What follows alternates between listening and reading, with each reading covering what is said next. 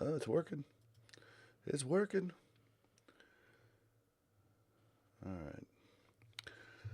We're up now. We'll send out the tweet. And then we'll be ready to roll. Or retweet it.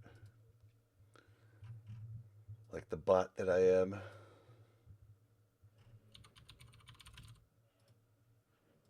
Dude, do either of you have an iWatch or a smartwatch of any kind?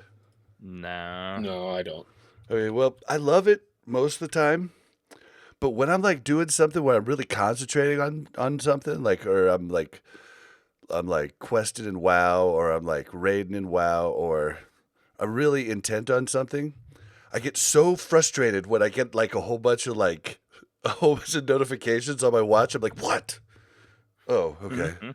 It's just someone tweeting, and right there, I got frustrated at my own tweet because I got a notification. Oh, it's so horrible. Dude, why Twitch's password requirements are getting out of control. Yeah, my brother had to redo his recently, and my God. It feels like every time I log in, I have to redo it because I'm like, what was it? Dude, I my worked old for password written 8 times and backwards. I worked for a company, a real estate company that was owned by what's his name, Warren. Is it Warren Beatty? Warren Buffett. Warren Buffett.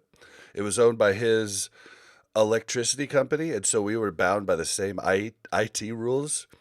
We had to have passwords you wouldn't believe. Like, they either had to be like 36 characters long, or you could have no real words, no words that were created from numbers. You couldn't use the same things at all, even close. Like, it was amazing. We had to buy third-party software to actually put Oh yeah. the stipulations into Active That's Directory. ridiculous. Yeah, The I'll be right the back. real answer, and everyone just needs to get on board. The only way to keep yourself safe is two-factor authentication. Yeah. We Yeah. need to go with physical. Unless you know for a fact you're physically that person, like, how many data breaches are there all the time? Yep. It doesn't matter how complex your password is when there's insano data breaches. Just crazy. Are you excited for Season of Mastery? Yeah, I mean, we got that Ever Drag thing, and then Def and I are going to make characters. I reserved the name on Jum Gabar for Alliance. Playing Alliance, Very Jum nice. Gabar, yeah. For like a PvP server. Nice. Gonna get that PvP you finally missed. Oh, but I was Yeah, gonna say. well, we go talk about the news too. We're also transferring. Oh, yeah, I'm interested to hear about that. Ale gave Yeah. us some hints about that might be happening, but no, on the two-factor thing, yes, it can be beat. It's extremely rare, and it's like having an alarm on your house. Like, they're just gonna go to the It next house. yeah, exactly. It can be beat, but it's like that person is targeting you at that point. I Yeah, feel Yeah. like I've heard of like celebrities and YouTubers and stuff that have had people like spoof their SIM cards or go into like a Verizon store pretending to be that person to get a new SIM card. Like, there's Yep. all kinds of stuff you can do, but man, someone's gotta hate you. Well, and the other fun thing is, if anybody has never tried this, you need to like plug your password into a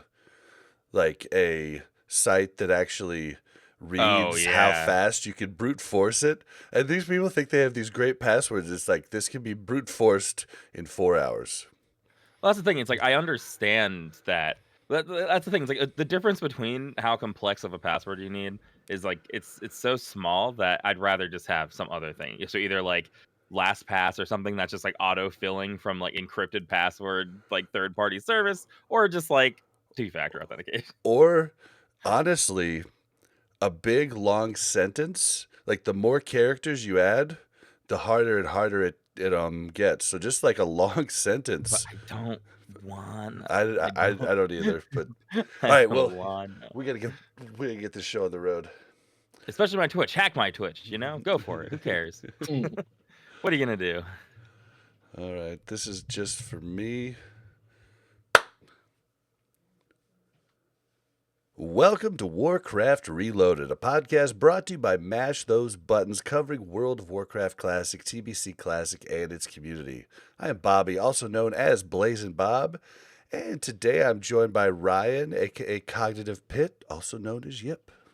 Hello, Bob. Thanks for having me. I always feel like that rhymes, but it doesn't. What? Yip and Cognitive Pit? Yeah, I know. Cognitive Pit, also known as Yip. In my rebrand, which I'll get to later, because I'm finally doing it to a name I'm not thrilled with, but to just be Yip. I thought about Cognitive Yip. Sounds like close enough. Oh man, Yip Tip. Yeah, that was an option. Yips Nips, out, whatever. yips We got out, a lot baby. of choices. And that other voice you hear is Melderon joining us for his monthly visit with the podcast. How you doing, brother? Great, man. A lot to talk about tonight. It's a lot of good news, Yeah, or a lot of news. We shouldn't say good, but a lot of there's bad and good news always. But yeah. It's an exciting time for just people that love old World of Warcraft. There's exciting stuff on multiple fronts. So Yeah, and either way, we'll devil's advocate it into being bad or good news still anyway. yeah, it's what we do. It's what we do. All right, well, I'd like to start the show off by reminding everybody that we do stream live on Twitch at twitch.tv/mashthosebuttons, and that is usually Friday nights around 7 o'clock Eastern Time, 4 o'clock Pacific Time. So come check us out. Follow us on Twitter at WC Reloaded if you want to know when we go live. We're going to go over, we didn't have any new reviews this week. It's been a little dry. But we did have a few emails. We're going to go over those. Then we're going to cover some news. And then we're going to cover one piece of the news in discussion afterwards. It'll be kind of on when should Phase 3 release, nerfs to current content and TBC. So look forward to that. With that being said, let's get on to the emails. Yeah, we have a first email from Justin. Hey guys, I've never been one for podcasts, but decided to give it a try. Stumbled upon this and have been loving it. I've been playing WoW since just before Nax came out in vanilla. I was young and devoted most of my time with my friends playing it outside of school and hockey. I managed to level to about level 56 on a Tauren Hunter, but I always wanted to be a human pally. But all my friends wanted to roll Horde. I know the Horde do like to peer pressure people, so I do understand. So I then re-rolled a Blood Elf Paladin for TBC and loved the class.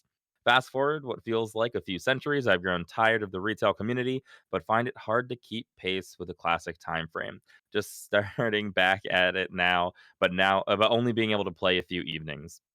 I missed out on Classic, and I would love to give her a go, but I will most likely not be able to keep pace with the Season of Mastery, and thought of creating a tune to devote all that time on Classic era and miss out on TBC. Isn't an option. So I had an idea that I feel would bring. Bob makes these so tiny for me, by the way. I can read just fine, okay? I just need put my glasses on. I'm so far away from these tiny. So he had an idea I feel like would bring some good options that I don't think would cause too much of a headache for Blizzard.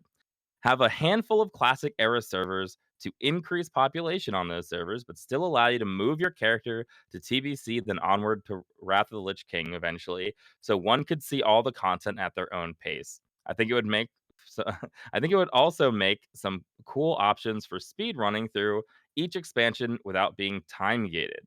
Provide fresh blood for those dedicated to a particular expansion, as well as reduce some stress on missing out on missing out for the filthy casual dads trying to relive their R prime. Interested in hearing your thoughts?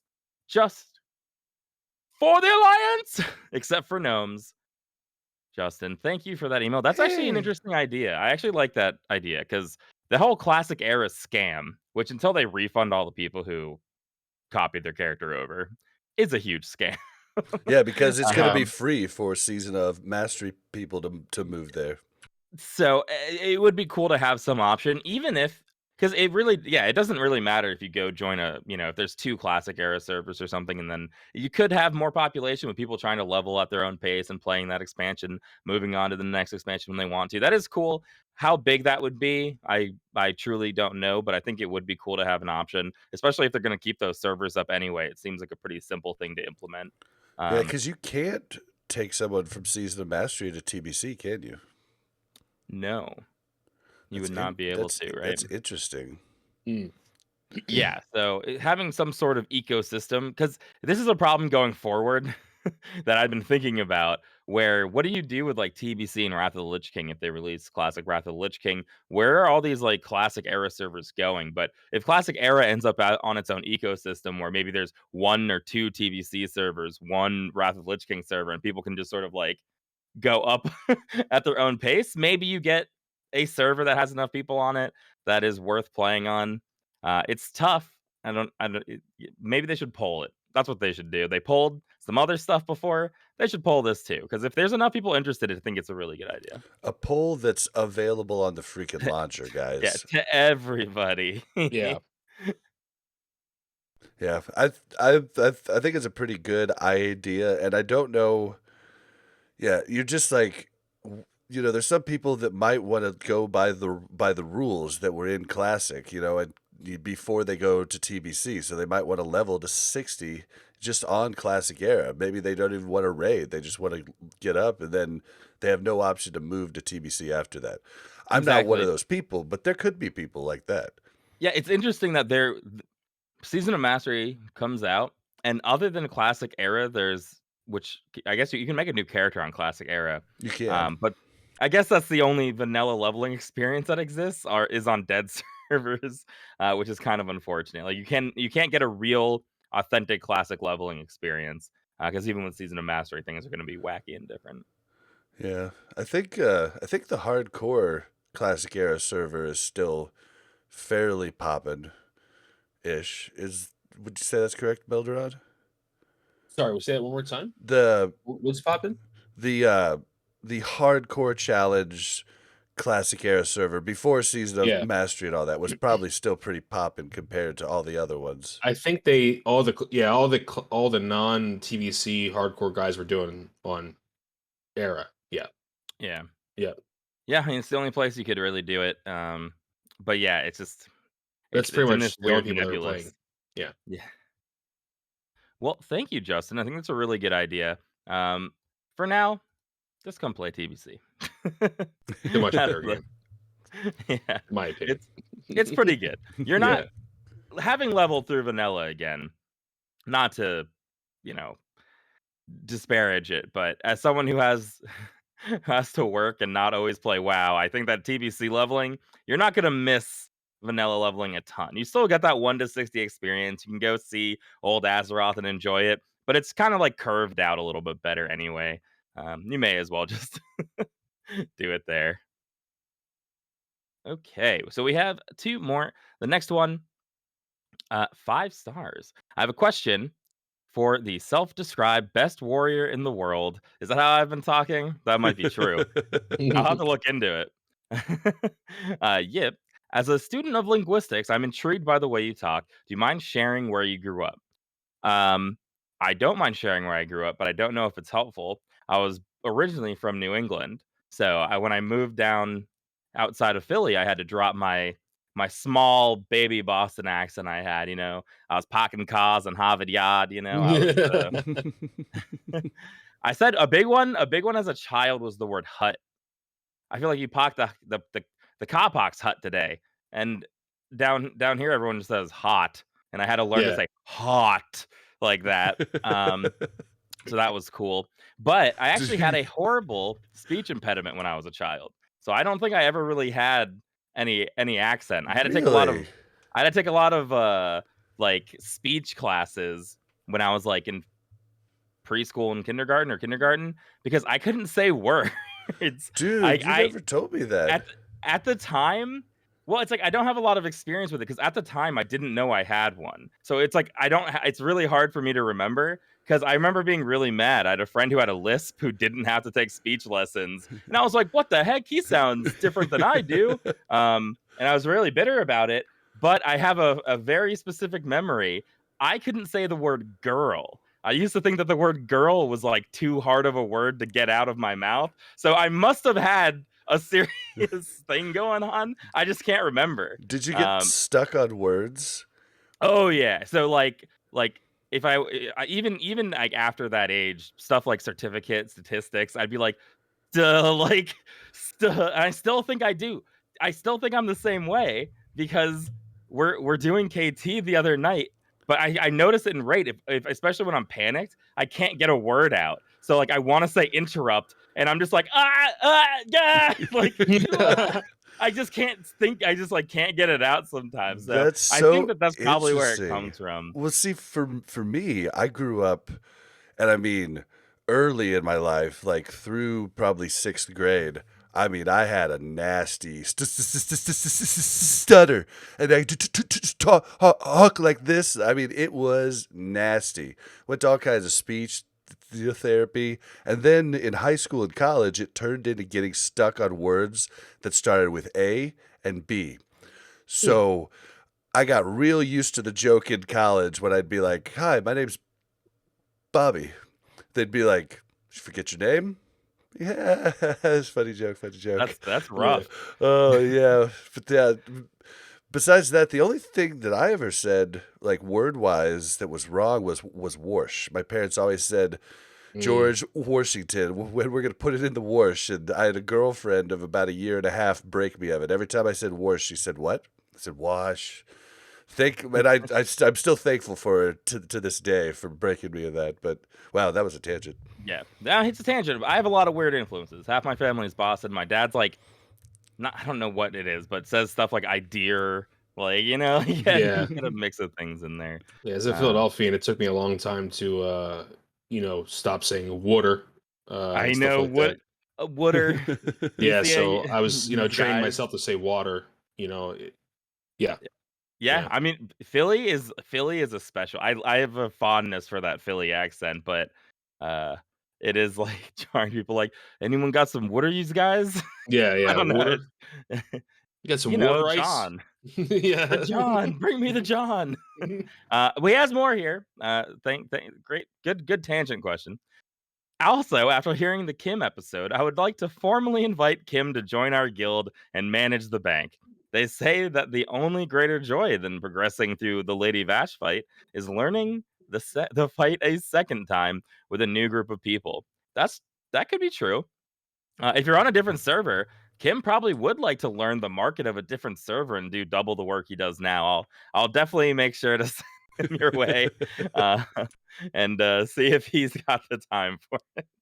But I'm sure you would love that. Every guild, find yourself a Kim. If you can find yourself someone who likes making money but has no desire for money, that's that's Yeah. the key, right? And then finally, I'm sure you guys will have already discussed the topic of free transfers opening up. I wish I was on a server that had community run events, like the Halloween event described by Yip. If I move to a mega server, should I expect to find these kinds of events? Hope to see you all in Arena. Iconoclast, Raid 2. The guild is Raid 2. Iconoclast of Raid 2 on Thunder Fury. There we go. That's the better way to put it.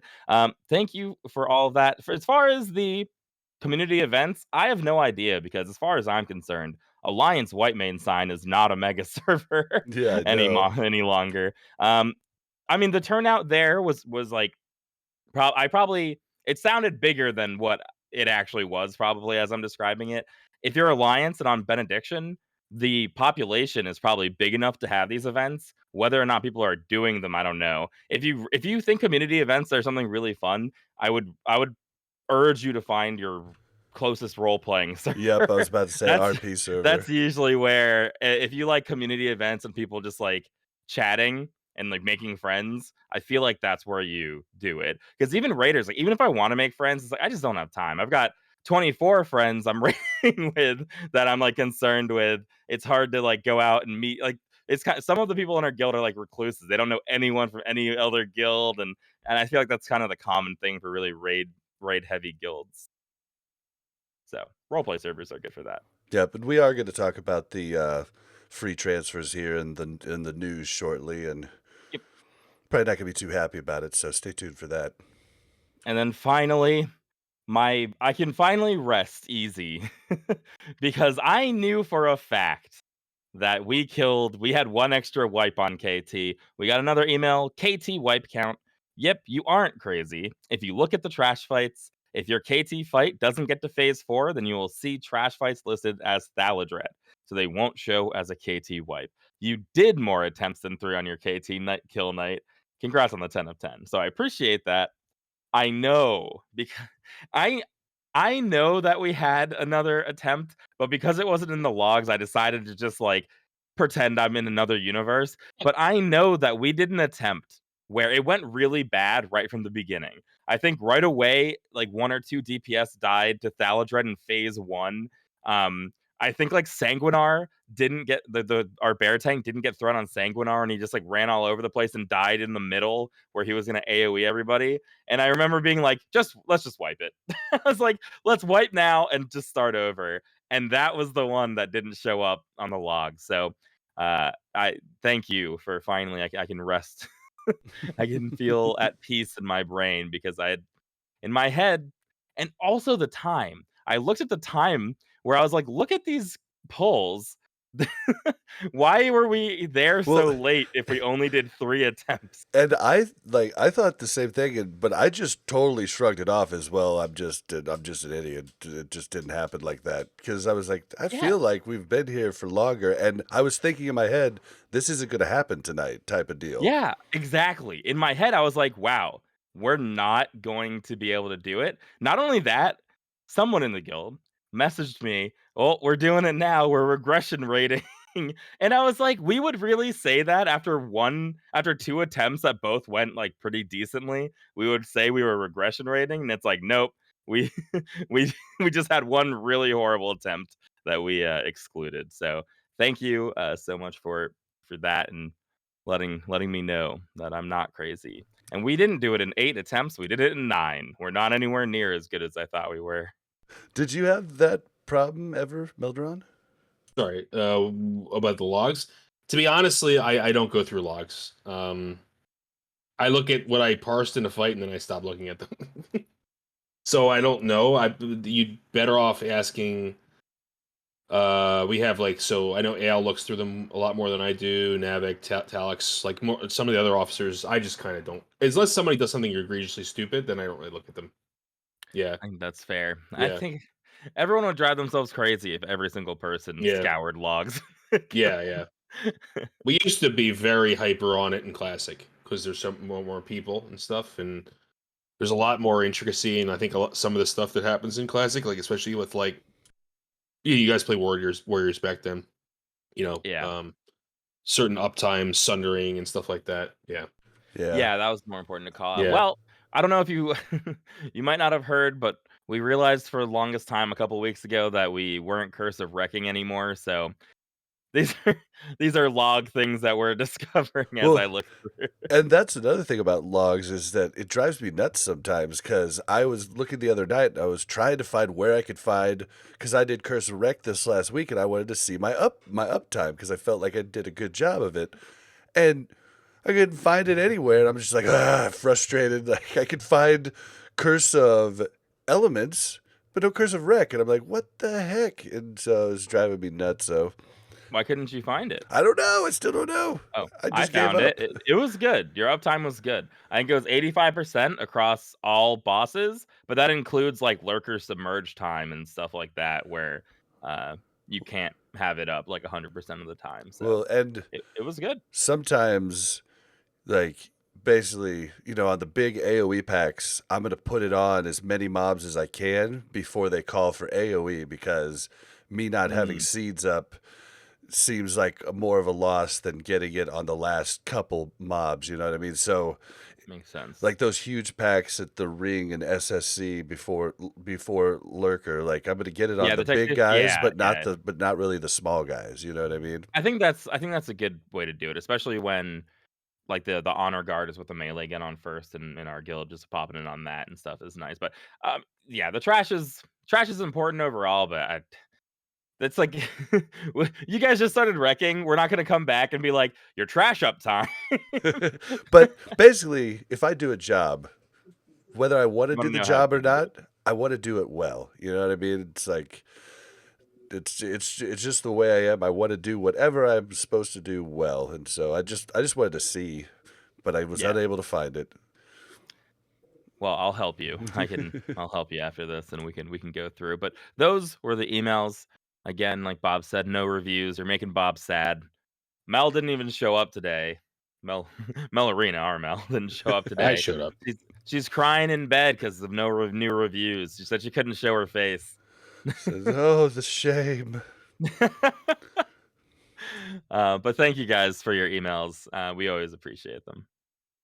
All right, well, what have we been doing in WoW lately? Melderon, you said you started your third character. You're working to 70. Yeah. Well, he's been kind of sitting there for a while. I had a druid. I leveled 100 first, and I had a druid sitting like 66, and I was just kind of like, uh, so this is I'm just gonna say because that's how I feel. I hate druids, so it's like it's really hard for me to level them. I think they're great at like obviously they're super good in PvP. They're really good tanks. It's just like it's not that part of it. I respect them there. It's like the drink La Croix. It's that the LaCroix people Yeah, call it. It's yeah. the so that to me is I've that's what a got druid some is. right in Yeah. the fridge. I actually love that stuff. It's like, a cat form is essence of rogue. It's like not a rogue, it's essence of rogue. You know what I mean? It's like, and bear is essence of warrior. It's like all these, but like people who play druid very well, I think they could be so good. They're not a bad class. It's just I don't like them, and he's an herber, and I just want to get him the 70. Like he already has the slow flight form. I just want to get him the 70 to get the epic flight form so I can herb faster. You know what I mean? And it's just been a slog. So I've been tanking some dungeons because I do enjoy bear tanking it as it's very simple. It's like swipe, mangle, claw, swipe, maul, and fucking lacerate. So it's just like 3 buttons. You just hit those and you just get massive amounts of threat. So I've been doing that. We got 10 out of 10 last week as well. Wow. Yeah, so it was really good. We had a really good week this week too. We got everything down, so we almost did everything in one night. We didn't do it though. We Nice. slowed down a little bit. It just amazes me because like I have to give the shout out to Eden. Like once we got it, like they got it, man, and it was Yeah. really good to see. It was really good to see everyone just like click now. You guys do 4-hour raid nights, right? Yeah. There's part of me that wishes that we did that and just had like a I think 20-minute 4 break hours. in the middle. 4 Yeah. hours, I think, is right. I think that if we do TK first and summon over to SSC, I feel like we could think about doing one night. Right now, we're actually doing the opposite, where we actually hard stopped in order to split up the nights so that we could just like have an hour off. Yeah. How- So yeah. I don't know what we're going to do now because like we told them we were only going to do 4 hours for progression, and now it's over. So what we might do is do like 3.5 or something. Like start early but not end late. Like we were starting early and ending late, so we may not just end late now. We might just like kill Vash the second night first thing we do or something like that. Makes sense. Well, congrats on 10 to 10. Yeah, same with you guys. It's a good feeling, man, for sure. Yeah, very good feeling. And we're going to talk about it in discussion with possible nerfs around the corner. It was very good to get it in and know that Yeah, we're safe from beforehand. those. Yeah. Get it in and done. Yeah, but it's been fun, man. Like ratings, I love TBC, man. Like I know it doesn't get the I feel like it's not getting the love that it deserves. It's such a well made expansion, man.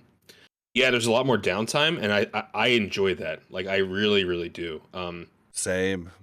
So I know it's not for everybody, but like if Season of Mastery, if TBC was more like Classic, I wouldn't be able to even play Season of Mastery. There would be no way, Yep. So Well, and just classics, like every expansion through the ones that I've played are all front loaded. I mean, the world dies every single time later. I mean, I remember working up my rogue like middle of TBC, like probably right around this time, and the old world was dead. I mean, we rarely ever ran into another player at Oh yeah. all, and that was just normal. And that was the original game, and TBC was super popular. That's people seem to judge this people in the open world as the health of the game, and I just don't think it is. I think No, I don't think so either. yeah, you play a bunch, you front load a bunch, but if you had to play that whole time, I would quit.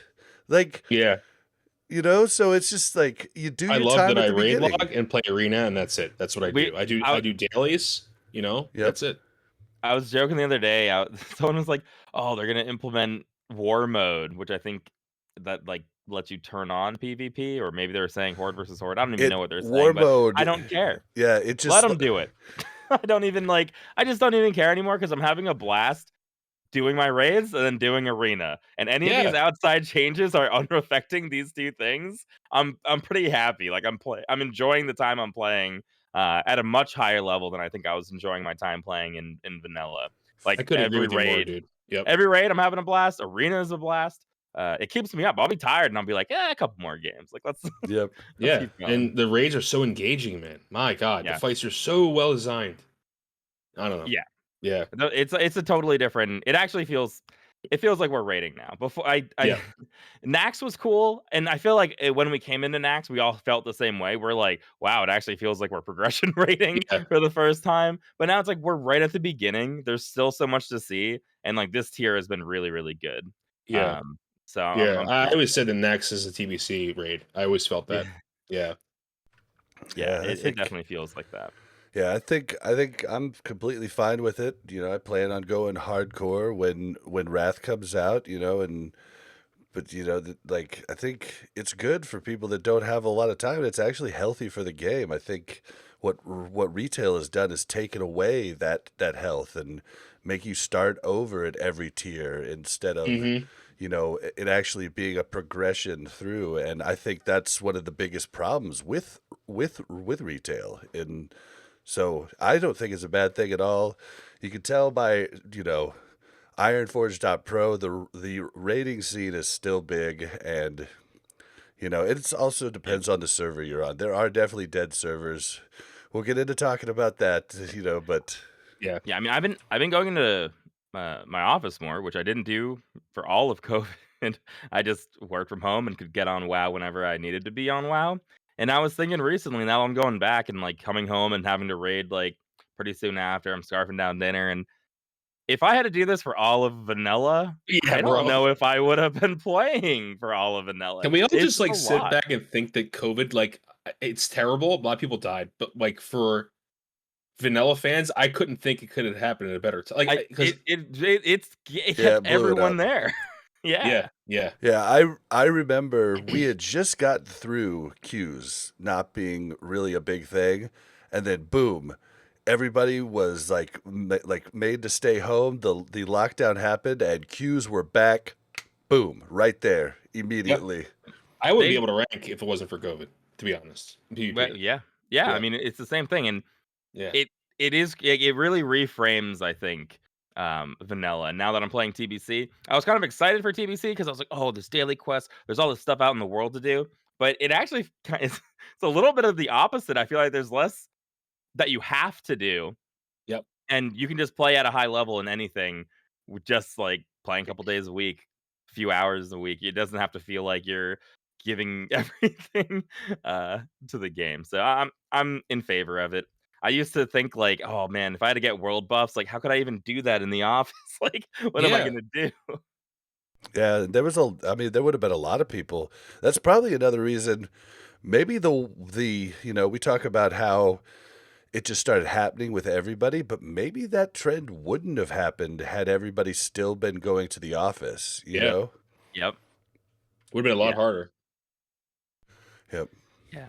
But what I've been doing, I've been working my rogue up. Mel and I hit 60.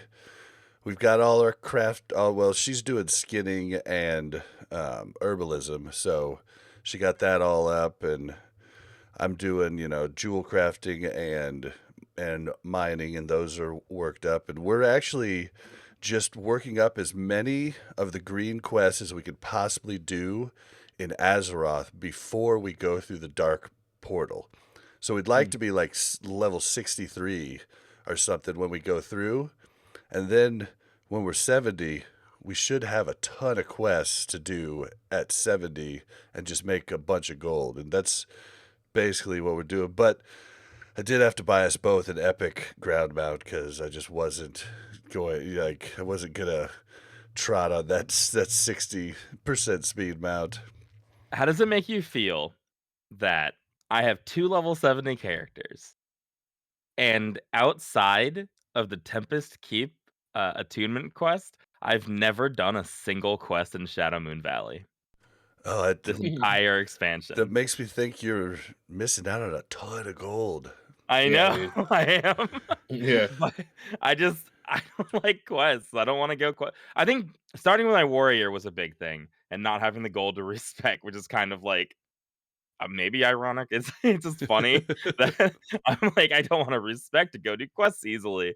But now I could go back and do it. I just am sort of like, one day. Now that the G Yeah. Bank provides for me, it's hard to get up and go do quests when I don't Yeah, really you still don't even have a no epic epic flying flyer. mount, and Mel and I each have 2.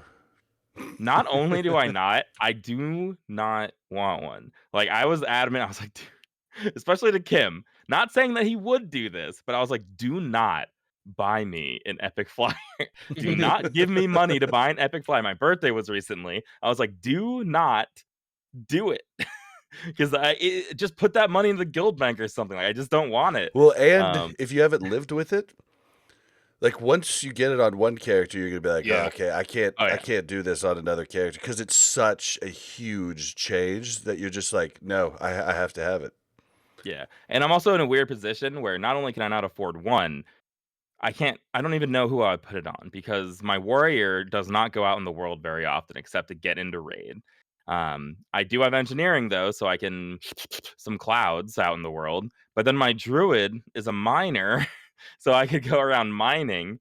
But I dropped herbalism over there, so for jewel crafting. So I don't know. I just have no idea. And I can do stealth runs for mining, right? That's what I normally do. I just do stealth dungeon runs for ore.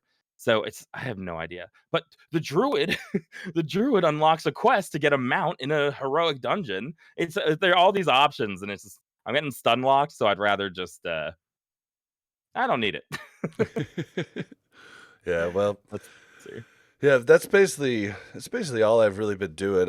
I'm trying to make some money. Oh, I'm addicted to scratcher tickets now. I mean, addicted like you wouldn't believe.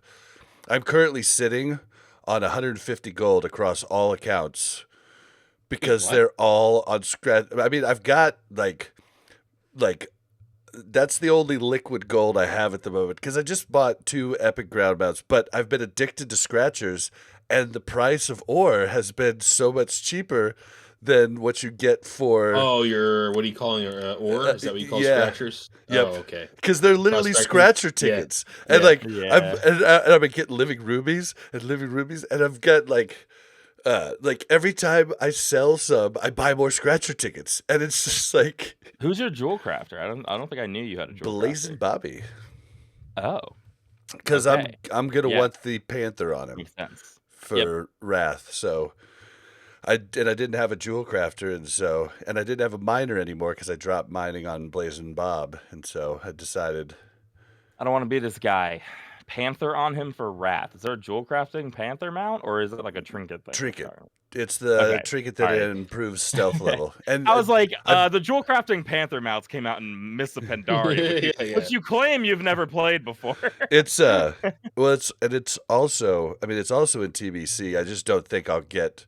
I don't think I'll do that won't much with matter. the rogue Yeah. in TBC besides just messing around.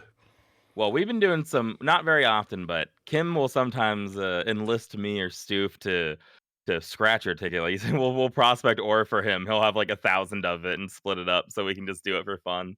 I know. I like doing it. Yeah, he told me that. And I was just like, I was doing the lower end, because the adamantite is still pretty.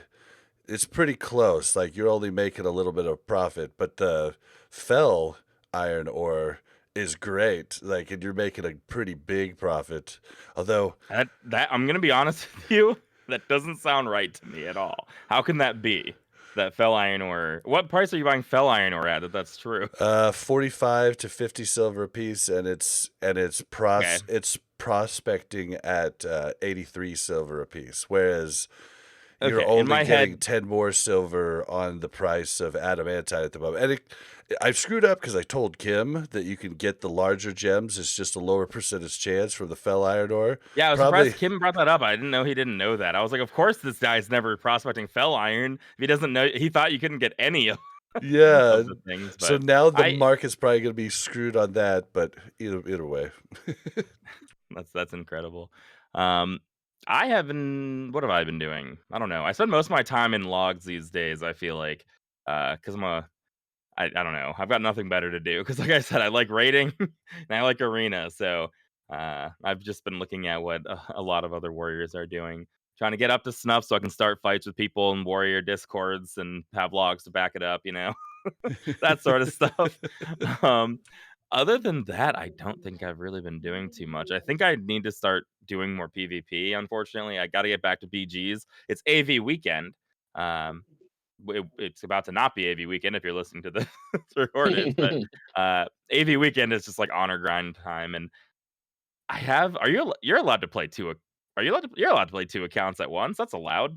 Yeah. Yeah, you just can't AFK. So What if I'm really good at playing both? Or I'm really good at defending a tower on both of my characters so I can get double honor.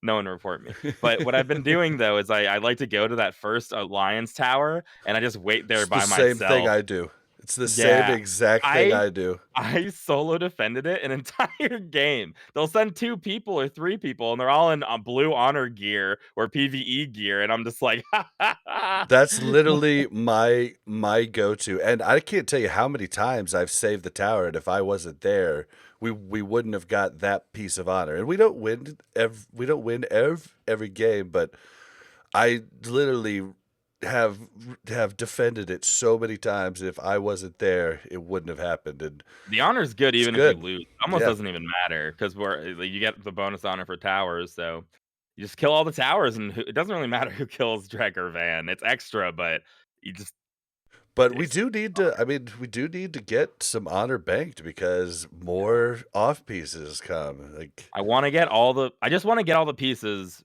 right when they come out. I day don't wanna one, yeah. farm. Yeah. It's crazy. Yeah, I could get away with it this tier, but, like, I don't wanna go into the next tier without the BIS honor gear. If I'm wearing it for PvE purposes, it feels like I should be I should have it day 1 when it comes out, so I've got some honor farming to do.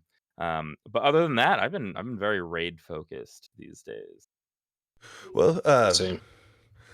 going forward, I don't see us really like going through the entire raids and everything, but there are funny things that have happened. There are different trials and tribulations, so I feel like we'll still go over what happened in raid this week because seems like a lot of people write in that like that. So let's go over. We had kind of a shit show this week. I'm gonna be fully honest with everybody when I tell this story. Cool. Sorry to the people in our guild, but We don't have to mention SSC. names of certain Oh, transactions. I'm not gonna mention. I'm mentioning the important name that matters the most Cool. because it's funny, and I believe him. But we go into SSC. I think everything is pretty good. Um, until I get a message from our elemental shaman who says that they are banned for 3 days for buying gold. So that's Oof. awesome. What's hilarious is I know this person does a lot of GDKPs and just has a lot of gold normally, but they spent it all on a belt of blasting a month ago and wanted more gold for I think a profession and was like, I'll just get a little bit. And this is the same person that GDKP'd all through Classic Vanilla, spent 20,000 of their actual gold on Drake Fang Talisman. Oh my So that he'd god. use it in Nax, because that's what Whitemane was like. For Alliance, Yeah. there's so much gold in these GDKPs going around. And he's been a recipient of multiple like 20,000 DFTs before, and he finally decided to pull a trigger on one. So unfortunately, I don't think it was very much gold, but we're down a shaman for Tuesday and Thursday, unfortunately. So that was a big hindrance, and I think we just had some general other absences. We've had like some people sort of on the fence of how much they want to play, which we've had to sit people every week, so it's kind of okay when people are on the fence. But it was sort of the perfect storm. Our feral druid tank not super interested in playing anymore, it seems like. And I think they're probably just going to step away from the game or step away from the guild, and that they sprung that on us that day. So kind of the perfect storm of things, but I think we're going to be fine. And we start pulling. We do Hydros. I think this is the first time that we do Hydros in just 2 phases as opposed to getting that second water phase. Maybe it's the second time we've done it, but it actually worked out really well because as we find out the feral druid's not coming, we have to quickly outfit someone else in nature res gear. So I quickly go out and I'm like, all right, we got to get nature res gear for our paladin tank.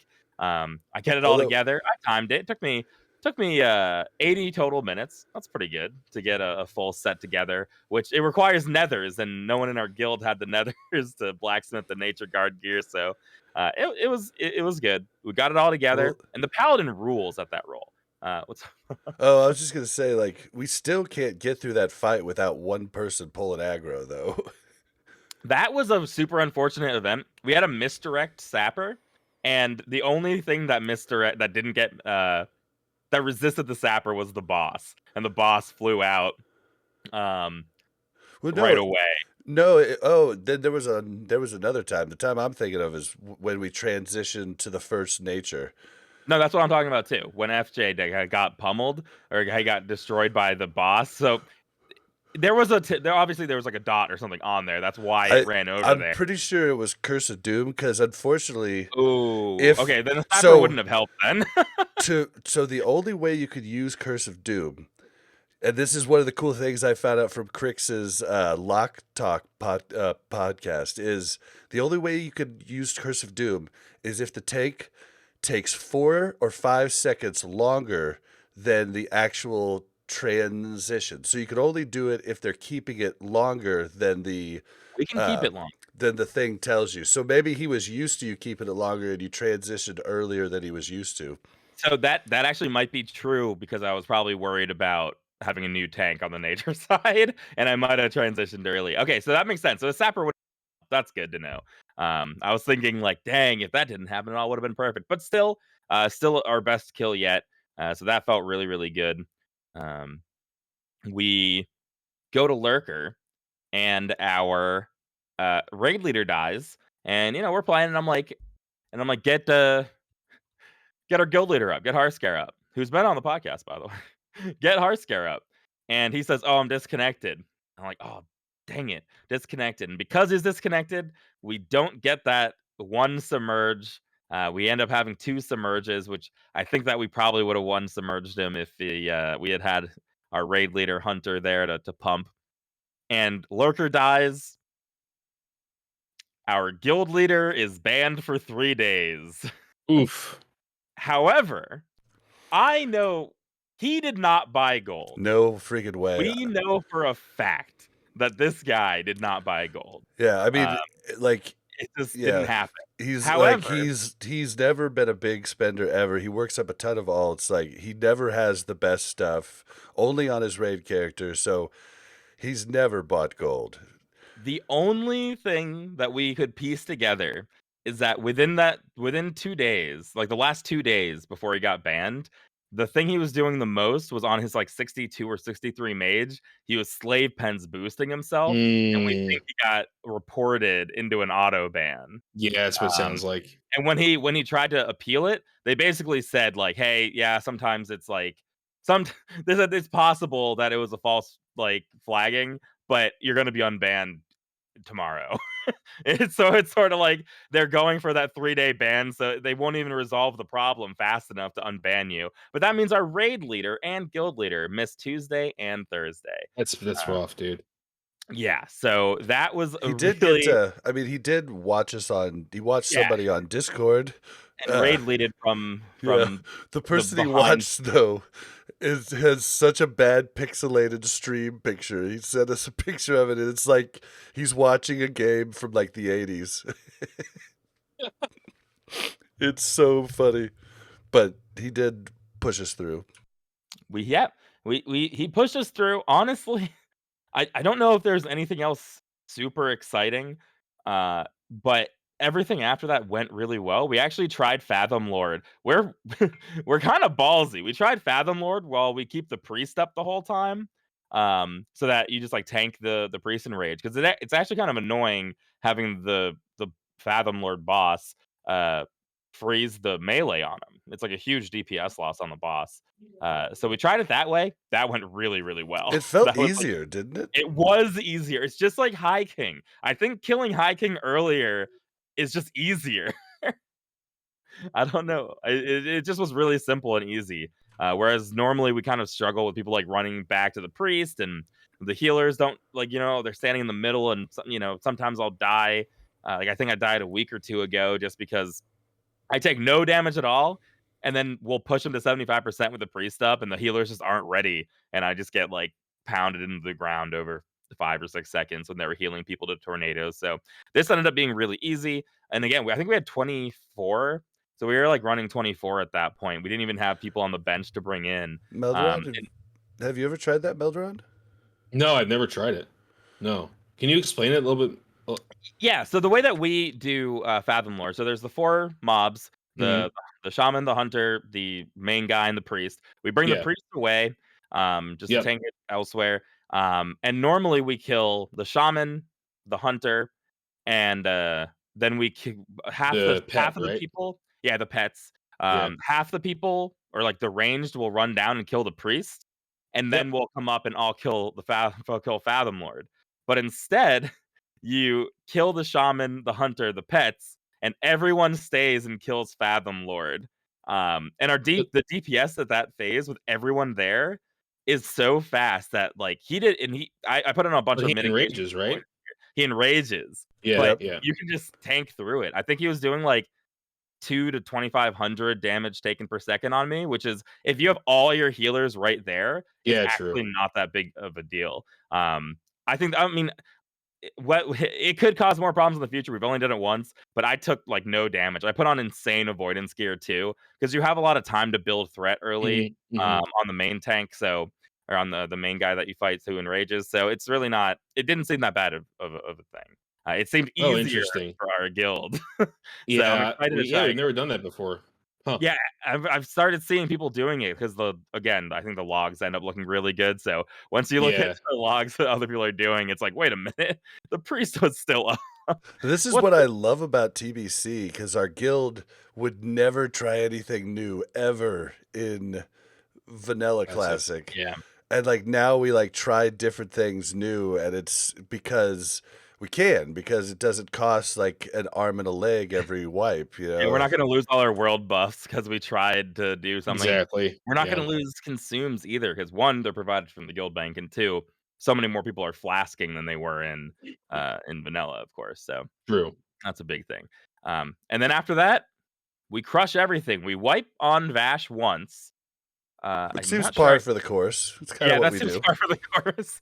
And then I think we actually did it. We were able to bring in another healer, so I think we were at 25 by Moragrim, um, but missing a lot of DPS. I think we might have been at 7 healers even at that point, so kind of Mm. crazy.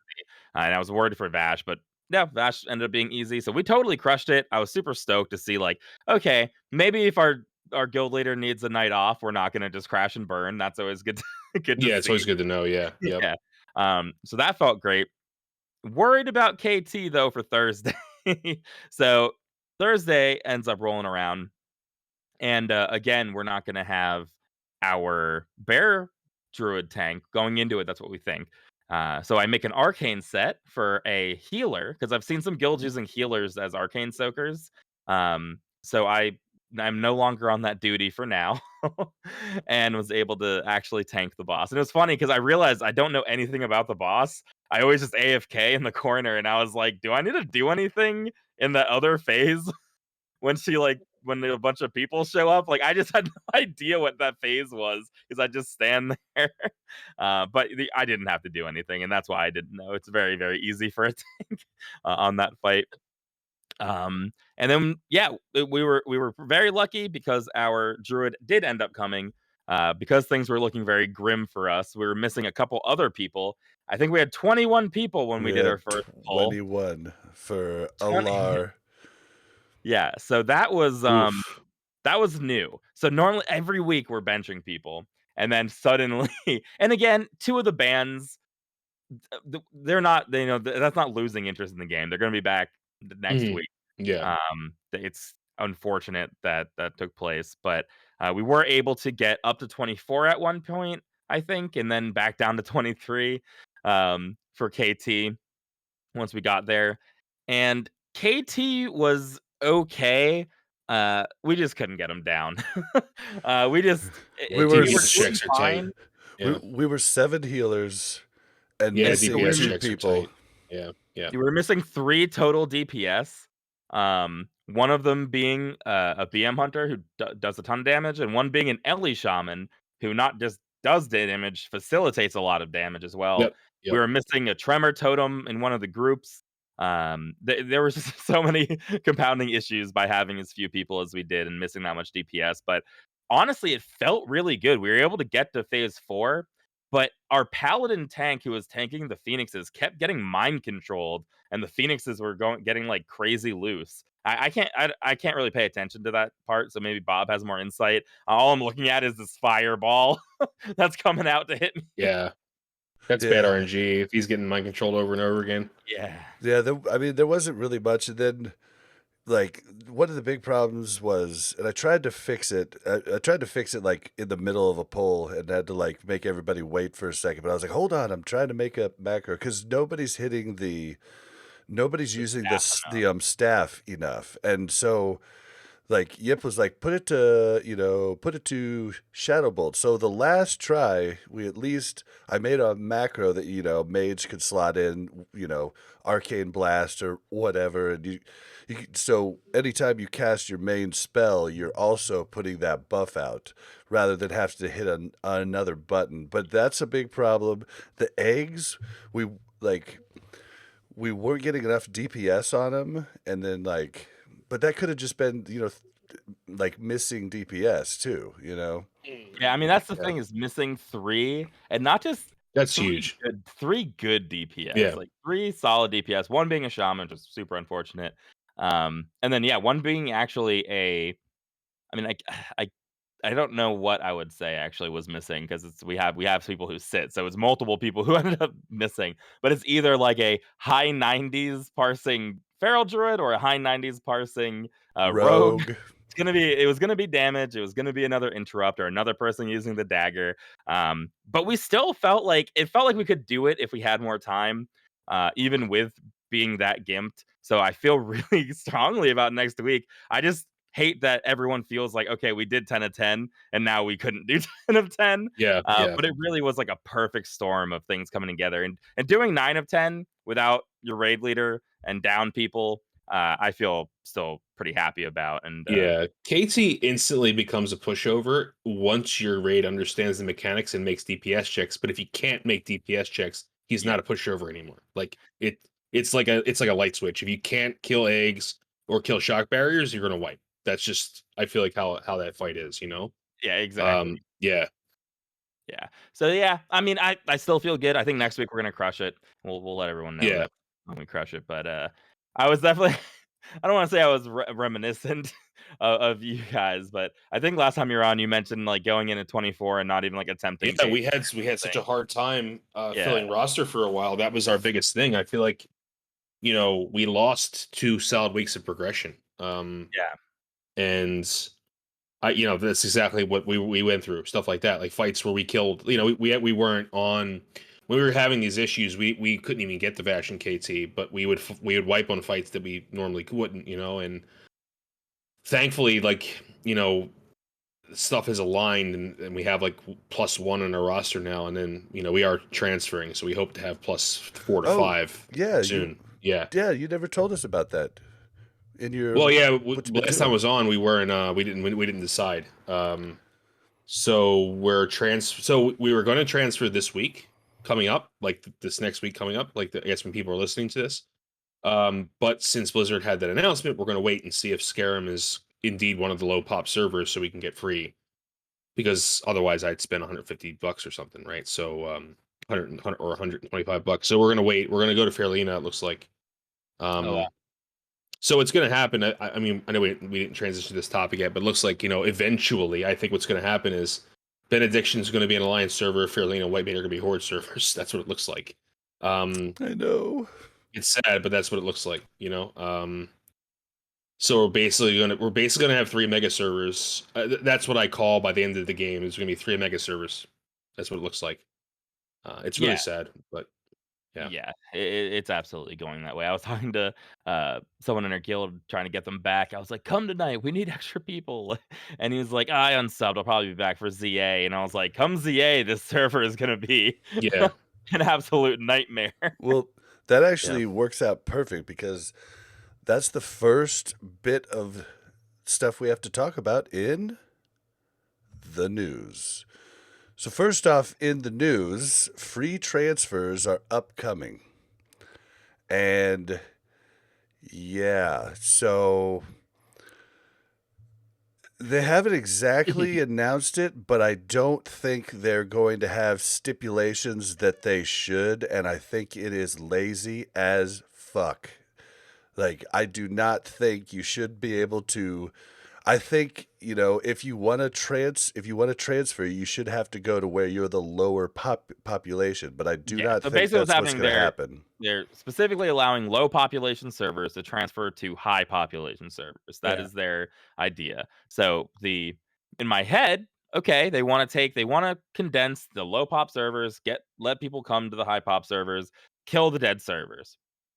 Fine. I It's have no totally good. problem with Yeah, that. I'm totally They good with probably that. should have done something more proactive going into TBC, which we've Definitely. talked about many, many times, but they didn't.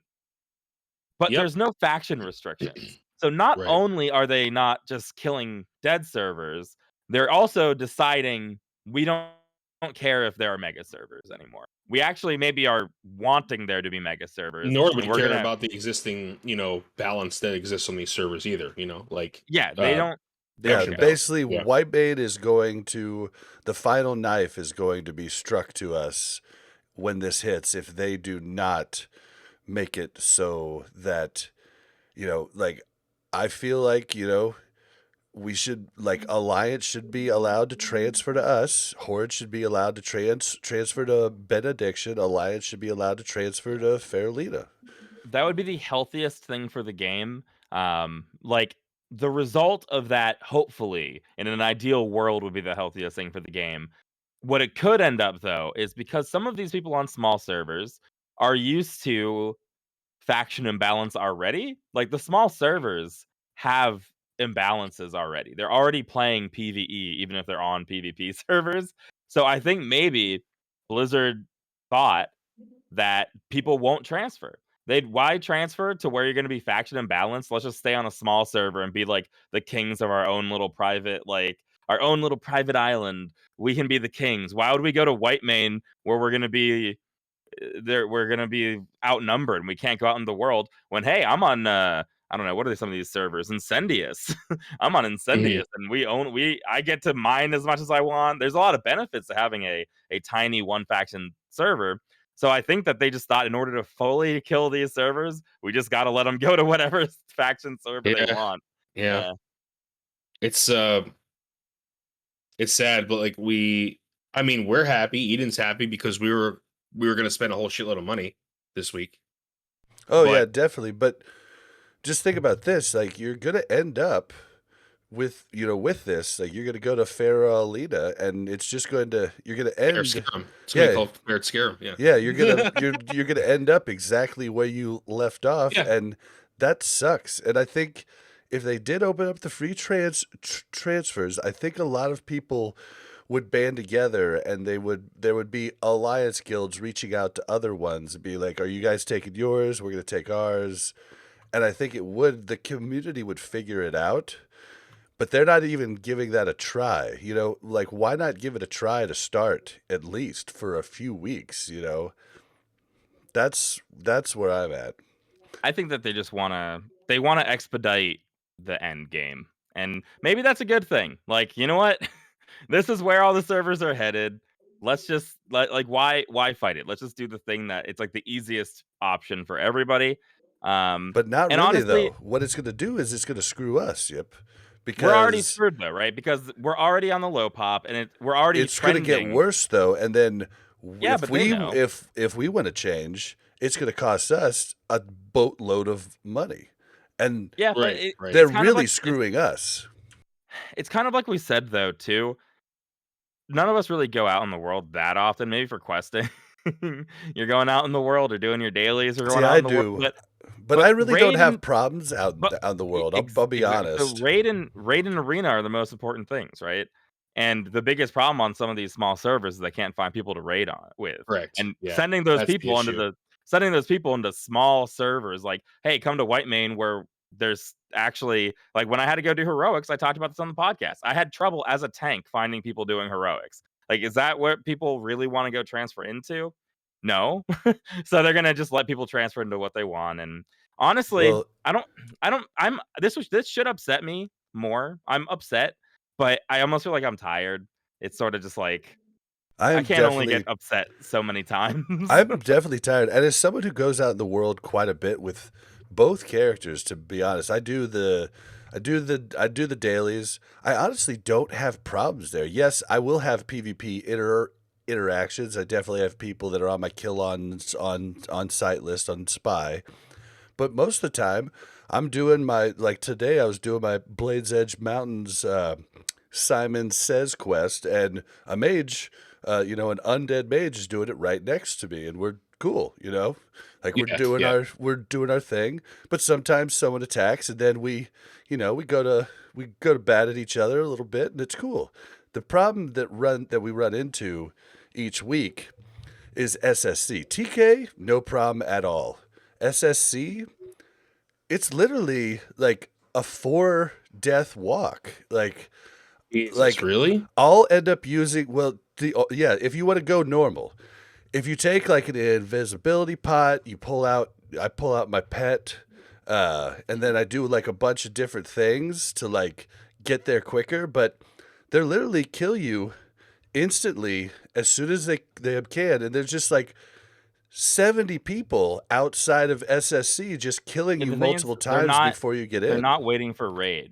There are people there who are always there waiting To to kill kill people. people. Wow. It's easy They're sitting at honor. the edge of the water. They're sitting at the edge of the water, and they're just like they're not just killing people. If you get close, I mean, maybe this is like bias. I've only run in how many times now? Whatever, as many times as there's been weeks of raids.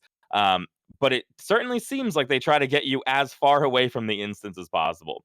People will fear you as early as possible. I've been Mind mind control. controlled and they run you away from the And instance. these Wow. idiots don't even realize that they're just going to kill their fucking server, and it drives me nuts. I'm just like, dude, fight me in the all real they're doing is killing world. the server. Yeah.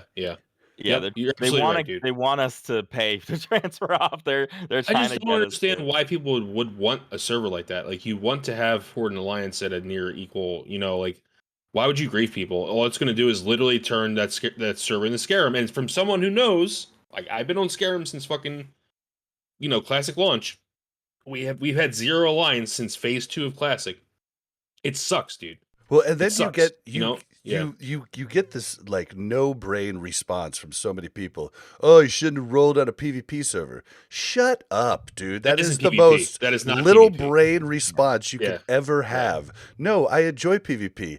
I enjoy the fear in the world, but for specifically zoning in to a dungeon or a raid, this is just silly. It's just a waste of time. It's griefing. Yeah, Yeah. it's griefing for 100%. Yeah, it's like, I don't know. I think maybe people don't understand, like, there's honorable PvP, I think they're Exactly. actually, and yeah, like, and I'm not saying that has to be, you have to like square off and like do, but at the same time, like, if I run into an Alliance person doing a quest and I so happen to, if I'm playing a rogue and I cheap shot him while he's turning the quest in, Like that's very different than literally sitting there waiting for PvE spec people that are just trying to get to their raid zone in. Like I don't see the. Yeah, It's and not the same thing. You know what I mean? best- It's just well, and yeah. The best PvP happens in the Grand at the arena queue. oh yeah, everyone Yeah, there's everyone there is fun. They're all PvPers and they're like ready to game. yeah. sometimes we'll And just fight fists and fists, you know, like yeah, and- sometimes we'll take off our Hala, weapons. You And know, fun. like I guess there's some stuff at Hala. I don't know. but like Yeah. for instance, like, you know, I come across like 3 guys doing a group quest in Nagrand, and I'm level 70, and I could wipe these 3 level 65s, right, while they're fighting the boss. But I don't. Mhm. I wait, Yeah. and then I kill them afterwards. Yeah, because you're not a piece of shit. Right? Yeah, like, that's exactly. the thing. Like it's like the guy, you know, like last night we were doing hardcore on the classic era PTR, and we got to like level 20, and some dude throws an infernal at us and kills us. Like, Wow. you know what I mean? Like it's like, okay, dude, like there's just a line, and I don't understand if it's age or if it's just like I don't know what it is, but it's like don't be a piece of shit. Like I hate to use that word, but like just don't. You know what I mean? Like I feel like that's the I don't know.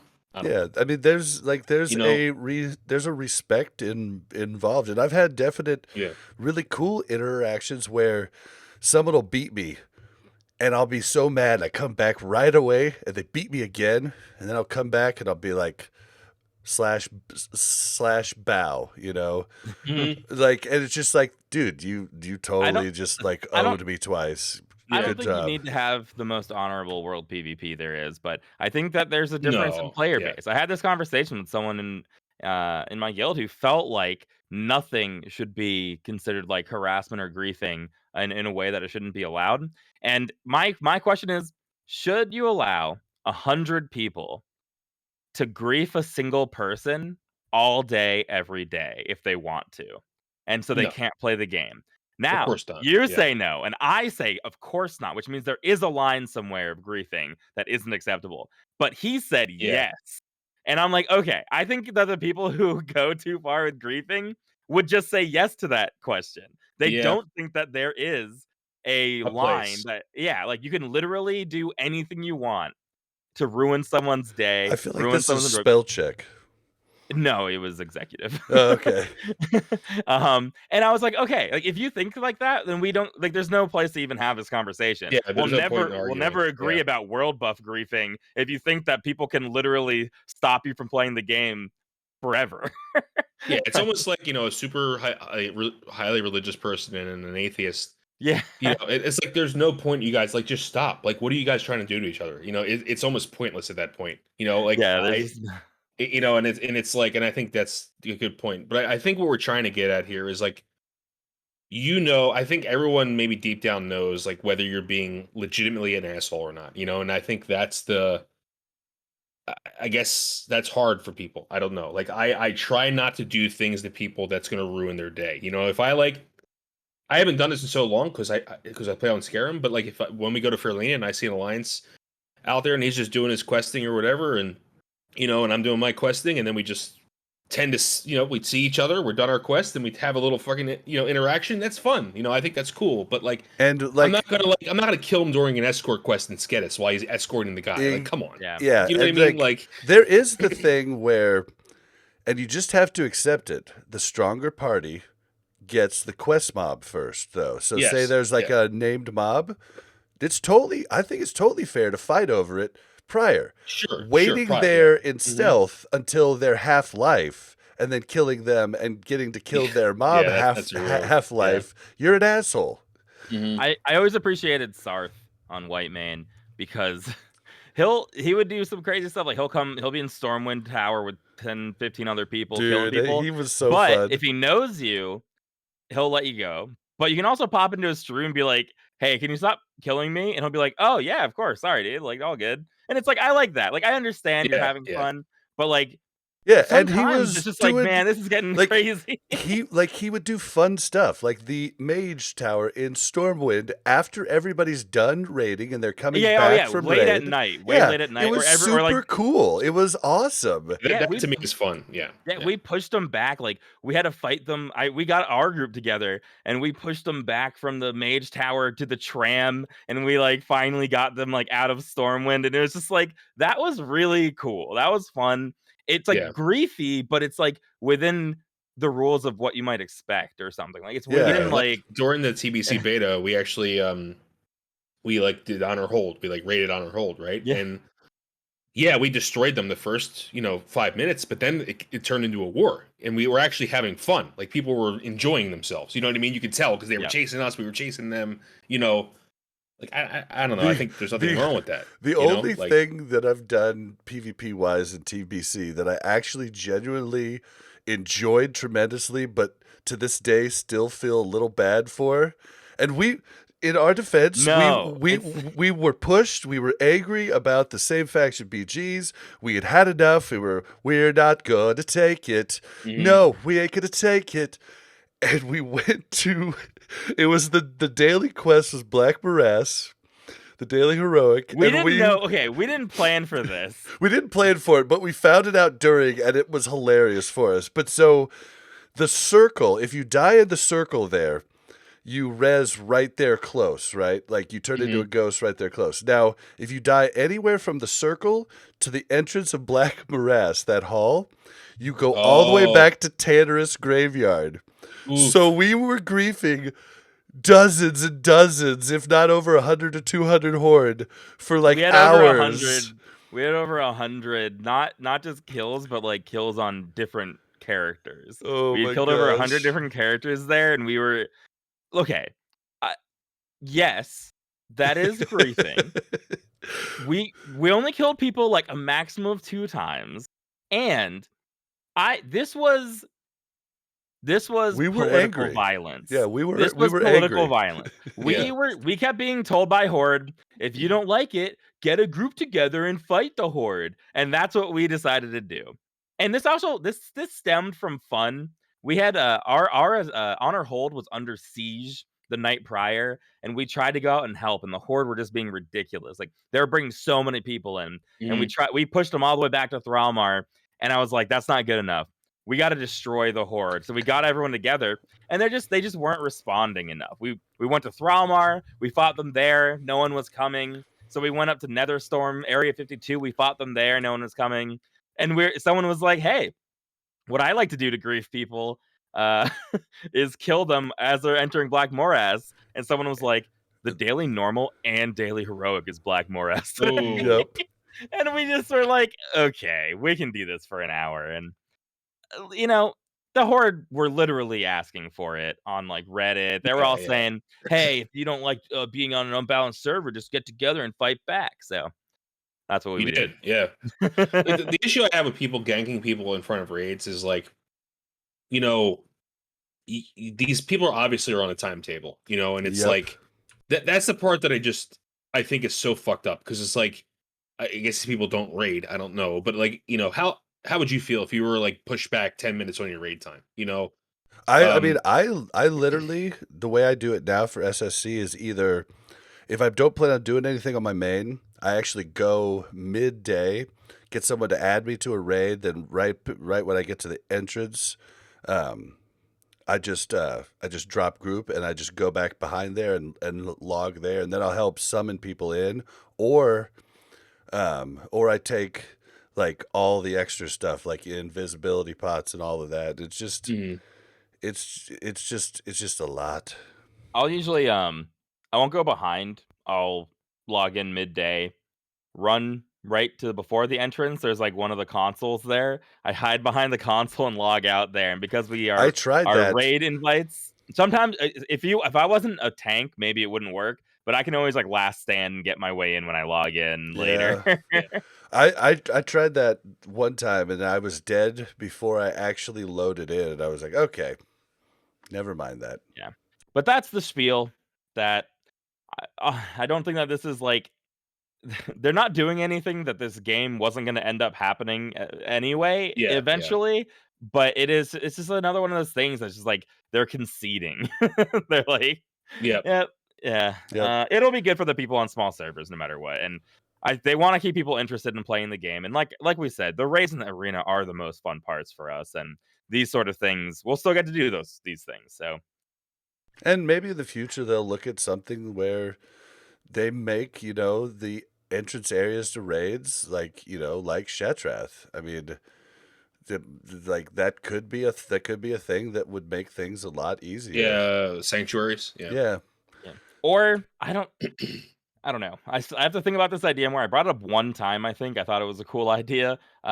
Having layers be faction locked.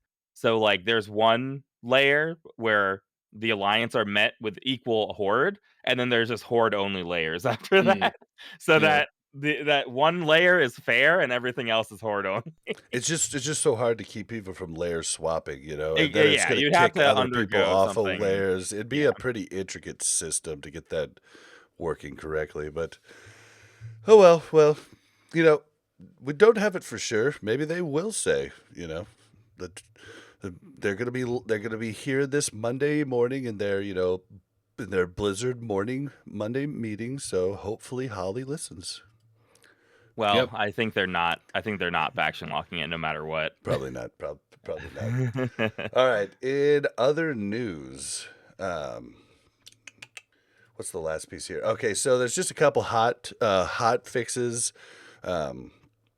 The Botanica, the Mechanar, and Arcatraz dungeons now require expert writing skill to enter. This is to combat bots, level 68 bots that were, I don't know if they're fly hacking or if there was some way they could get to a place and then slow fall down or something. But like either way, they're just making it so they can't get in there. They're going to have to be level 70. Fixed an issue where multiple spectators could not join the queue for a spectator match war game. Dude, have you guys done war games? I haven't even done this. No. How do you even set it up? I have no idea. I have no, Not gonna lie, but I I guess don't do it's it. in the game, and like I don't even know how to might do it. be the actual BattleNet information. Do you have to be BattleNet friends to set up a war game or something? I literally have no idea. I don't know. Somebody write in and tell us how that works. Fixed an Let's issue. organize one. That'd be cool, like a guild one. Be Sure. like 10 on 10 Warsong Gulch, or like 15 on 15. I just don't want anyone to be Basin. salty with each other. The losing team, I don't want them turning on each other well. or anything. Oh, well, I know certain people like me would just get grief to all hell because Mel would be on the other team and she'd be like, she would make points like she used to do in Overwatch game nights, and she'd be like, all right, you get 5 points for killing Bob. You get that's smart. 10 points if you kill Bob with this way. It's like, and literally That's I actually would just get awesome. hunted down through these game nights. 'Cause this is what would happen. You and I would end up on different teams. This has happened before with that Arathi Basin. And I remember saying, listen, guys, I don't care if we win or lose. Just make me look better than Bob. It doesn't matter. It doesn't matter what happens. Kill Bob a lot. Let me kill him a lot. I don't heal me as much as you can. Let me live. Oh, it's so funny because I was saying the same thing on my side. Yeah, like we're both just like decked Storm Herald warriors. It's just like I don't want there to be a definitive, like the same way I don't want to duel you. I'm like, I don't want this.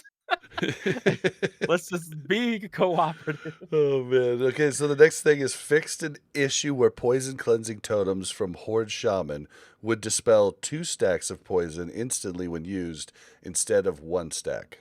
I always thought that was intentional, so Horde had some training wheels that they can. Bro, I didn't even know that was happening until I saw that. I didn't know that was even a thing. To be honest. I'd never heard of this before, but I'm glad they fixed it. And then the last hotfix was fixed an issue where a player that was attacked by a rogue that immediately vanished after would sometimes drop out of combat much quicker than intended. Oh my god, that was a run-on sentence. AKA another one of these little stealth rogue buffs. Are you noticing every week there's a little hot fix that's making rogue slightly better and better? Who there at the classic team plays rogue?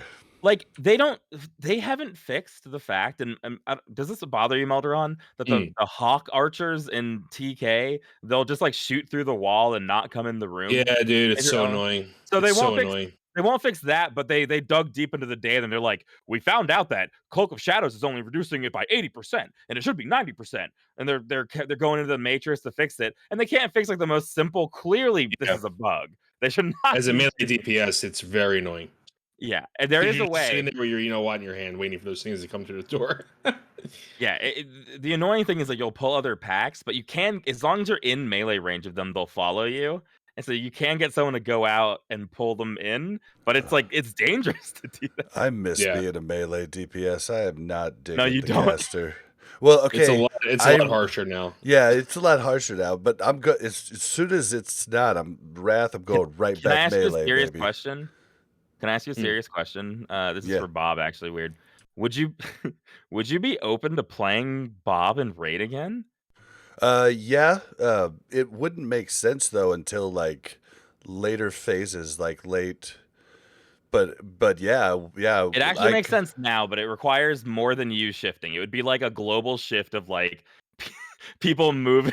What are you guys trying to do? 2 melee groups instead of 1? We have no we just have no DPS warriors. So Oof. having just one would be nice. And Yeah. then like we could move other people around as well too. Like it would be nice to have a second enhance for the hunters. And Yeah, we run It's to just- enhance too. This phase would be just so weird to get rid of a lock though, because it's just on long fights you have so much damage. Yeah, this would But yes, I wouldn't did be tell great. Harskar that I am willing to switch to Bob whenever during this. So that Gearing, let me is an tell you. option. Gearing is very easy for plate DPS, considering I have It's like crazy. I have 2 pairs of like everything, so I can just enchant them differently because they're just going to waste. It's so crazy. Yeah, but I just enjoy the play style of being up in the face. I like boss butts, and I cannot lie. You know, like I like standing right there.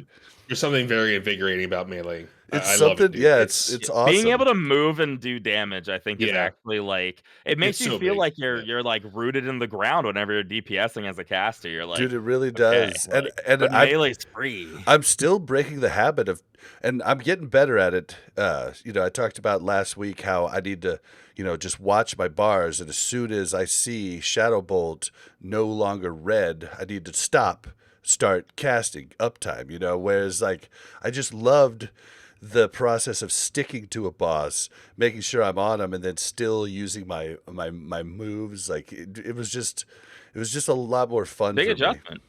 I mean, it's also just a big adjustment.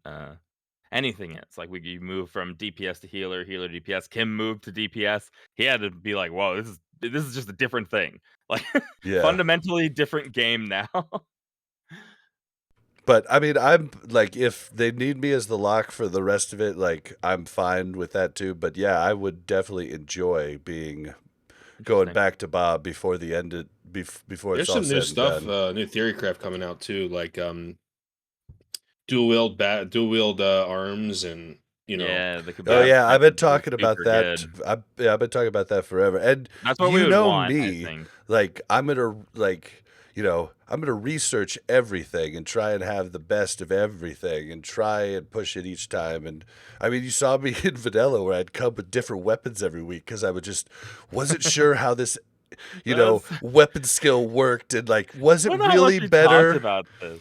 We talked about it early on. Yeah. But like every week, and this is like Bob and I don't know each other. Actually, I don't want to say I didn't like Bob, but I was a very competitive DPS in this guild because in my head I was told like we're full of mythic raiders, everyone needs to carry their own weight, and I saw everyone as competition, and I'm like looking at what Bob's doing every week, and it's like one week he's got a Kroll blade and like a lobotomizer, and it's just like he's just like every week this different mixing matching of weapons, and I'm like, this dude's either like super big brained or I've got no idea. Like I got no idea what I'm looking at. Well, I was basically just going through and just, there was so much content that was like partially wrong from private server data, and I'm just trying to sift through everything, and there was no training dummies for me to really truly test out things. So I was just like, I can't understand how this Cruel Blade would be better than my Deathbringer just because of 5 weapon skill. And I'm just like, Yeah. I need to see it to believe it. And then, and so like I was literally trying out different things for a long time until I finally just realized, holy shit, yeah. Like Dude, weapon skill's so powerful in it's Classic. We so also had powerful in our Classic luck. because We of didn't have glancing blows. And Yeah, glancing penalty, yeah. and to understand glancing blows, you really have to educate yourself a lot. And so it just took a long time for me to really truly believe what I was reading. Yeah, expertise is a much better skill. And I never really got into expertise. Is expertise in Wrath also? I think it remains, I think. I And could be wrong. It's Yeah. gonna get bigger in it's gonna get bigger here in later phases, but then Yeah, and armor penetration too. Spell haste comes Yeah, in soon. Yeah, And that's haste, and when haste, yeah. Warlock's gonna be really fun too. So there's a lot of stuff still to come in TBC. Yeah. All right, so yeah, that's the last of the hot fixes. Let's cover the season of mastery. So hold on. Sorry. So it is confirmed that spell batching will be. It's confirmed that spell batching is removed in Season of Mastery, the same as in Classic Era and Burning Crusade Classic. This was a no-brainer, right? Yeah, I feel like that's something was super clunky in Classic all the way through, and I'm glad it's gone. Yeah. Yep. And now it's interesting because on a different note, Season of Mastery will not have same faction BGs, and this is going to be funny because it's looking like early on the class of choice is going to be Alliance for Season of Mastery. Well, I think so many people went Horde, they want to do something different, you know? Yeah, and so that's now what I want to do. Yeah, yeah. Alliance is going to have the crappy queues for BGs. That's funny. That'll be really interesting. Yeah, that's interesting. I mean, like, I don't think it's going to be a huge problem, but I mean, I don't know. I'm trying to remember. Like, our queue times were super long for AV. I know that they were like an hour during Classic. Yeah, I mean, honestly, Yeah, you've already. It does feel like I think I saw Redzy.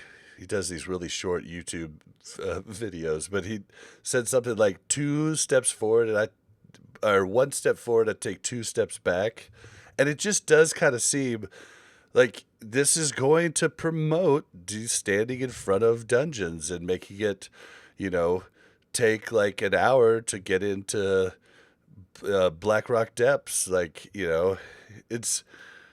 I mean, just let the people PvP. Like, you already broke us. Just let it happen. Mm-hmm. Yeah, I mean, it's interesting. There's a blue post I think is interesting that says about pre-mades. We aren't looking at restrictions on pre-mades. Players who are serious about ranking will do so on pre-mades, just like original World of Warcraft. It's like, aren't we way past? It's almost like a naturalism argument. Aren't we way past that? You're making so many changes. We are way past. You can't just say we're not doing it because that's how it was in original World of Warcraft anymore. Yeah, and who I don't like that would always use that. Someone who works for Blizzard who would always use that. Well, that's how it was before. I'm like, dude, what are you? Stop. Yeah, but that's okay. Yeah, it's just like you're creating a whole new game. Like, give up on using that as your reasoning. Give the reason that you actually believe, or look to change it. Yeah, that's sort of how I feel. I mean, maybe they will give some more information on their thought process on this later or something, or maybe they just don't care about this particular thing. They don't want to like ruin the PvP aspect too much, which it does seem like that is something that they didn't want to harm. They adjusted the schedule exclusively to match the schedule of the entire expansion, so they really did do nothing. And with it being easier, it's going to be even more important, and more people are going to try to do it, and it's going to be. I mean, some of the gear is out of this world, and with being able to do it faster, the people that are going to have to sit in those queues are going to be pissed, and they're going to go kill people out in the world and camp them in the best area possible. In World of Warcraft. Yes. Yeah, I mean, it's gonna be very similar. I mean, it's gonna be similar, and that's probably okay, I Yeah. guess. I don't know.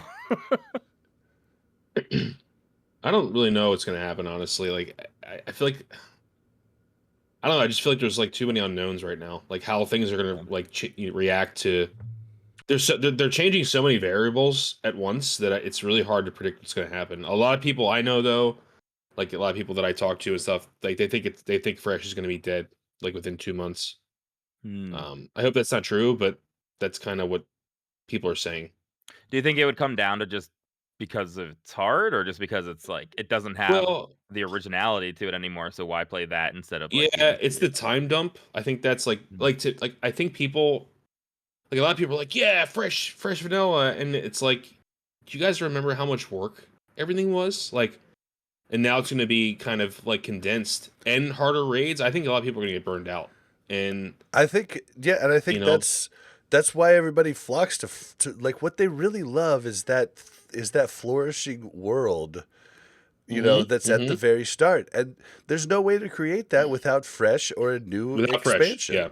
Yeah, and a new expansion does it. Like it's a mini yeah. version of it, but it's still the same thing. And you just have to wait for that. And a lot of people are just going to play for a certain amount of time, and that's going to be their way. And there's nothing wrong Yeah. with that. No, But there's nothing wrong with that at all. I just hope that people realize that it's not going to be like, you know, as big as Classic was. Like, it's just not, for obvious reasons, right? We already went through Classic, and but like we said, the pandemic's coming, things are coming back to normal. It's not going to be like what gangbusters like 2019 was. Um, but like I'm still gonna have a good time because I want to play, but I think people are forgetting like all the gear they had to farm, all the resistance pieces, all the reputations, all the consumables. All the Like consumables. yeah.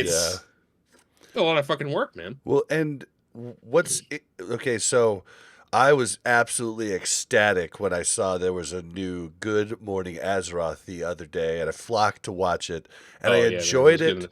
tremendously. But one thing I didn't enjoy is it seemed like a everybody on the pod was just agreeing that TBC was a failure. And I just don't believe that's the case. I think Um, it's working as intended, just like it did back in original TBC days.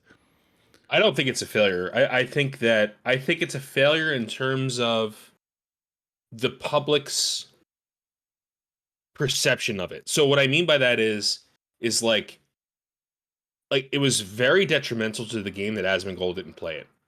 And it's not his fault. Like I want to just make very clear about like Oh, of Asmongold could course, do whatever yeah. the hell he wants. Like that's his life. All I'm saying is like Blizzard incorporating the changes that they made, which was very detrimental. The A big lot of one people was the boost. Like yeah, they a could have lot of just people left quit that because of out. that. And I'm Yeah. leveling. It's not hard to level in TBC. Like they should have No. just left the boost out. Yeah, I think the game's perfect. But I actually said this in the recent Countdown the Classic. Like, I think TBC is a perfect game, and that's its weakness. I think that Yeah, I heard you it's on that. I think Wrath's the perfect game, but we don't need to get Hold on, into that. let's hear Melderon's reasoning. I just I meant to tell yeah. him that the other day. I was like, I think Wrath's the perfect game. Really, I don't know, I think LFR ruined. I think LFD ruined the Okay, game. I think that was like the first like early, major. everything before the Trial of the Champions, perfect game. Yeah, that's No, the 3.2, first right? no tier one the with Nax. You think that was good? Oh, I did at the time because I hadn't ever done Nax. Well, Yeah, I'd done yeah, four I know. bosses in vanilla, and I I thought the thought Old 10-man War and the and ICC were 25-man was amazing. neat. Yeah, Oldwar was awesome. I liked the yeah. Old rule War and set. ICC I think were really good. I liked I everybody yeah. getting all of the buffs, so there wasn't like any favoritism. Like everybody had their chance to parse. Like there was a lot about early Wrath that I really loved. But yeah, yeah, I'm not agreeing Yeah, with LFR or any of that shit. yeah, LFD. Sorry, but yeah, I think that Wrath is very good. I just think that my favorite class comes out in Wrath, so like I should be the one who's really like I like Wrath. Like I'm not saying it's bad. I'm just saying that was the first taste for me of when things went downhill with WoW. It was like that was like where the accessibility went up. I think a lot of people feel that Yeah. that is the Yeah. case, but I Yeah. think people there like you definitely get like as you go further, less and less people think the game is perfect. But I feel like there's there's stragglers in each expansion. Like I've talked to people who think that Yeah. Cataclysm is when the game was at its best, and after Yeah. Well, there Cataclysm, were everything went down. a lot of Catababies are the ones that stuck through retail until even now. I mean, Yeah, that had no idea what the game was like prior. And I s- I do really want to hear why yeah. Melderon thinks Yeah. Sorry, that yeah. Let me TBC is Didn't mean perfect. to So cut you off. I'll start with like anecdotal evidence, and I'm not saying that this is like evidence, but like if every TBC private server that launched did very poorly compared to the classic private servers, and I think that's because the thing that TBC lacks, and I think it's perfect, and I think, like I said, that's its weakness, is because it's sterile. Like it's almost like TBC was built in a sterile laboratory where um, you can't like bring in food, or you can't bring in, you have to wear a coat to come in the lab, guys. Like you can't, and the reason why I mean that is because it's so well, like it moves so fluidly. Like you have these well-designed raids, well-designed PvP. Um, like I just think everything flows so nicely and meshes so well, and that's why it's a quote unquote. I don't think it's a failure, but I think that's why people perceive it as a failure. Um, I think it's fucking great. I love it. Like I look forward to raid every week. I look forward to arena every week. Um, and I have fun with my guildies, and I have a great time. But what's missing in TBC is that imperfection that vanilla had, and people yearn for that. And like you said, Bob, that imperfection is the most strong in the leveling process, because you see all these weird interactions that happen with people, and meeting new people in caverns or the dead mines. All these things happen. TBC doesn't really have that, and that's fine with me because I love how well made it is. It's like a well-made machine, um, but it's a sterile machine, I think, at its core. And I think that's why people don't why people call it a failure, because there's not so many people engaged as you would see in the vanilla realm. Um, Yeah, I can see that. it's just, but like, yeah, private servers, like you would see a fresh TBC private server launch, people would get so hyped for it and then would die. It happened over and over again, and I don't know why that is, but it's very like it's almost predictable, and people love vanilla fresh. I don't know why. Like I think it's just because of that randomness, that like that whole embarking on that huge journey again, like um Frodo with the ring, going to Mordor. It's like this epic journey, and most people don't make it to the end. I mean, You know? even simple stuff like enchanting a piece of gear in uh vanilla is a freaking journey. When I had to Yeah, enchant fire res gear, you have to go to BRD, find a boss you've never heard of in your life, go yeah, get like some special a Open little up a lock little box, locker, and and then then get your 20 enchant to your shoulders. and it's just like that is insanity. And like there's like all these things that come with it. Like I tried duoing it with people, and you have all these different things. Like I have all these things to do. I like TBC because I can, my tier gear is in town. My enchant for my yeah, shoulders right next to that yeah. guy. And I love that, right? But a lot of people don't like that, and I Well, think that's Dude, I think it's a and yeah, perception of MMO. Like it's what people. I TBC is like perfect. It's a perfect way to interface with the game. But when someone thinks of an MMO, they think of those other things as well I think too. of The things classic that are WoW. bad, the Yeah, inconveniences, well, those other and things that bring out weird interactions, like you Well, said. but some of it's kind of laughable. Like when Hamster Wheel came on, and we were making the joke about the guy at the Scryer's Temple that you turn your token into, and he opens up a closet in the back that has like Yeah, all has the all. tons of Well, yeah. tier gear, and he's like, "All right, I know you get a chest." As a lore person, right? So gear is not as good as it was in vanilla for me. There's right, something that I right. really cherished in classic about like the chromatically tempered sword. Yeah, It Yeah, finally it was like drops. stuff Like of legends. yeah, and in this it is more like I do look more at stats than anything else. Like what's a bigger upgrade stat exactly. wise? I'm not just like idolizing this insane piece of gear. And yeah, it's like Yeah, okay, you guys are the ones sending me to deal with this threat. You clearly have all this gear in a back room. Just freaking enchant my shoulders. Like why are you gatekeeping me? I'm trying to kill Vash for you.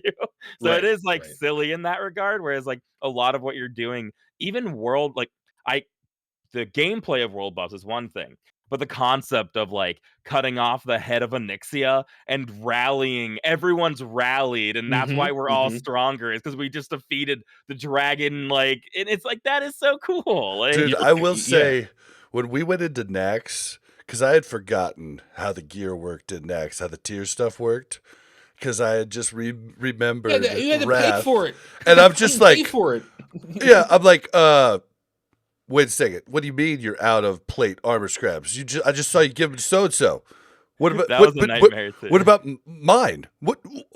It's like, it was just like, it was such a nightmare, and you had to learn like meta games inside there. Like, somebody was like, forget who it was, might have been FJ, but somebody was like, just ask Yip mid raid for him. It's true. I do it in order, and if you ask me the second we get into raid, like, I need 10 of these, then those first 10 are gonna go your way, because I don't want to keep a list in my head. But yeah, like, there weren't enough scraps at the beginning to go around. Like, there are all these different things, like, oh, 2 rogues have their tier pieces, but we don't have enough scraps to make those right now.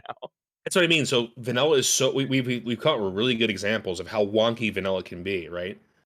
And I don't think people fully realize that. And I think they're so in love with that journey to 60. And that's fine. I'm in love with it too. It's beautiful. It's like, it's what makes vanilla. But like, when you look at TBC and vanilla and how well designed TBC is, like, and well designed is an opinion, obviously. Maybe I should say how efficiently designed it is. It's just, I don't know, man. It's great to me. Well, and it's really sterile. You know, I think that's the issue. Well, to your like Season of Mastery thing, I'm not excited about raiding at all. I'm not excited about finishing. The only thing that drew me back in was this thought of Road to Rag and possibly being involved in that, and just trying the hardcore challenge for the first time. It's literally, the leveling process is the only thing that I'm excited for. Whereas when I started out Classic, I was like, I'm finishing Nax in vanilla. That is my main goal. Everything I do from this point on is to do that. Whereas this time around, my point is just to like maybe be part of the raid that actually drops Rag. And I'm going to be on the bench. Like, there's going to have to be some wipes before I'm there, you know, because I'm like way down on the totem pole. But I'm going to try it, and it's a cool adventure to try. And that's the only reason that I'm excited for Season of Mastery, because I did everything. I got everything. I have full tier 3 still on my character. Like, I did it all. Yeah, there were many nights in vanilla where I would, not just nights, all day I'd be like, raid day. Oh, it's raid day. Gotta get my consume. Gotta get my world buffs. I'm poor. I gotta go farm my ecos so I can pop my having anxiety about the world buffs. Watching. Yeah, there's anxiety because if something goes wrong, everyone's in a bad mood. I look forward. Watching the same guy that got banned for buying gold this last week lose his DM buffs 4 times in a row while I'm trying to get my buffs. I almost wish that, like, this sounds crazy, but I almost wish there was like an arena version of raids sometimes in TBC, because I'm like, I wish we hadn't killed Solarian last night, because it was my first time tanking, and I was like, oh, I could have done so much better. Like that. Like, you didn't even realize you didn't get rage from her hitting you. Well, I didn't really think about it. I didn't dual wield right away, and I was like, why do I have no rage? Like, why is this threat so horrible? And I'm like, she's casting the whole time. She's not meleeing me. So halfway through the fight, I switched to dual wield, and it's like, oh man, like I can do this and this next time. And I'm like, when do we raid again? Like, I'm excited to go raid again. See how we do. I literally write down little things I want to remember for the next week in my The Night is Dark and Full of Tears. Wow, look at that. Nice. Yeah, but I think because it is such a well-oiled machine, like you said, I can optimize in different ways, and I felt like was needed, or you would in vanilla. I feel like there are things I really like to do in raid that's like unlocking. I think the most beautiful thing about TBC is you log in like 10 minutes for a raid. Okay, I got my flask, I got my haste potion, like enhanced shaman perspective. I have my flask, my haste potions, and I have some scrolls. I'm ready to go, bro. And that's it. And I go in the raid, for a couple hours, have fun with the guys and the gals, and I just log off. And And there's it's nothing like else. I like that, and that's because I put so much time and effort in the beginning. I got all my exalted reputations, I got all my blah blah. That I did all that work. I put all that work forward. Like Bob said, it was a lot of like front loaded work. Right, I did all that. Now I can relax, and I don't know, man. Like that, And maybe because I'm a little bit older or something. But that is like It's perfect. you it's so also good. you also Yeah, like, not during progression times, but like on any boss or moving through with 25 man, you have more opportunities to talk and interact with the yeah, people in your raid than you did in 40 man raids. And it's just like, it seems easier. I don't know. The 40 man raids were definitely epic, but yes. I still feel like 25, like I almost want, the It's more next intimate. season of Mastery to be tuned for like 25 man raids and stuff like that. It's like here's what we break up as officers now in TBC, right? We had an officer meeting where we wanted to like to help define roles better. We've got someone working on like the loot for DKP. We've got somebody, we want to have Jasmine take more on that healer officer role where we can look at what other guilds are doing with their healers and make sure that we're up to snuff of what they're doing. Like we have all these different things that we're splitting up in vanilla, all these roles, we're just like officers were a big HR department. You have 40 Yeah, people in yes, your dude. raid. Like it's all about like who's gonna be there, how can they be there, do we need to recruit? Yes, Like dude. all these different headaches that are coming up. Whereas this is like it's so easy. It's we're worried about other things. Do we have consumes that we're just handing out from the G Bank? That's our concern. I like doing that way more than being like, oh no, like 30, we only have 35 tonight. Yeah. Out of 40. It's just And, nuts. and let's not, and let's we didn't even touch raid design. Like Vash and Yeah. KT are so well designed, man. Like everyone has to do something right. Everyone Yep. has a job. Like, and yeah, you could say KT's like that, but that's one fight, right? And the whole experience. And Sephiron, to a lesser extent, I mean, like Sephiron is more like just don't stand in bad, but um and decurse at the right time. But like KT is a much more intricate fight. But like now we have two fights that are pretty damn intricate, and they require everybody to do what they're supposed to do. And it's like, yeah, I mean, they're not as like aesthetically pleasing to me as Nax was. I think Nax was a really dark, kind of gothic raid, and you have like SSC is kind of like a swamp, and Well, and TK looks like the Alcatraz, well, but like and it's still, Nax had different yeah, music for each wing too, and yeah. they had people yelling and screaming. Yeah. Yeah. So I think aesthetically, like Vanilla has it over TBC, and people will say, "Oh, what about the Skybox and Hellfire?" Yeah, okay, that's beautiful. Of course it is. Like there's beautiful parts of TBC. I never thought TBC was a beautiful expansion. That was never a reason Yeah. why I wanted to go back personally. I think Wrath, Bob, to go back to you, Wrath is probably the most beautiful expansion in my Oh, I opinion. love it. I love it. But like man, just the raids so far have been like, okay, phase 4 was a joke, but the raids in phase 5 or tier 5, and the raids in tier 6 are going to be good too, and then we have Sunwell. Like it just goes up from here, I Yeah. think. What I And then Yeah, the what I really Isle of like Quell to Das. I can't wait for yeah, that those too. Yeah, dailies. yeah, what Hopefully I would we can survive though. yeah, Yeah, that's gonna be nuts on imbalanced servers. But what I would do to improve in phase 1 in TBC on my warriors, I would look at like my cast per minute because that's like the number one thing for threat. It's how many times did you hit your shield slam? How many times did you even hit revenge? Because you can't if you're hitting spells 20% less than someone else, you're gonna no amount of gear can make up for that. You need to be mhm, able to do that. So I practice that a lot, and then now when people are asking about threat issues like in warrior discords, it's funny because I'll be like, okay, let's see how good they are at pushing their buttons. And you go to look at a boss fight, and there's like no boss fight where you can just be like, this is a tank and spank. Let's see how they click all their buttons. Like Yeah, there's no Moragrim is patchwork. like the closest one. Yeah, there is something interesting on all these fights. Like you're wearing resists on Hydras. Like you have these yep, different phases on Lurker. Leo is just like a fight like Leo and Vanilla would be insane. There's just so many things going on. You need a Warlock tanking, and it's just a random fight. And then it all culminates to two really intricate fights that are like very difficult that have caused people to stay on them. So many guilds are 8 of 10. Um, yeah, and don't know. I feel like my guild's good. Like we're really strong, and we only got 10 of 10 last week, right? Exactly. Right. So Same with us. Yeah. So it's really Yep. interesting to watch, and it culminated in such a really exciting way where it's you got it down. You're like, we did it, and like you said, like we had a rougher week, but I feel like we'll go forward and crush because we're the same way. It's like once we got it, and that feels just as good. Like we overcame the hurdle, and now we all like Yeah, same page. we've killed Vash every week with one wipe and then killing Vash. Like Yeah, it took 20. since we downed Yeah, her. it took 20 attempts to kill her the first time, and it's wipe kill now. Yeah, Yeah.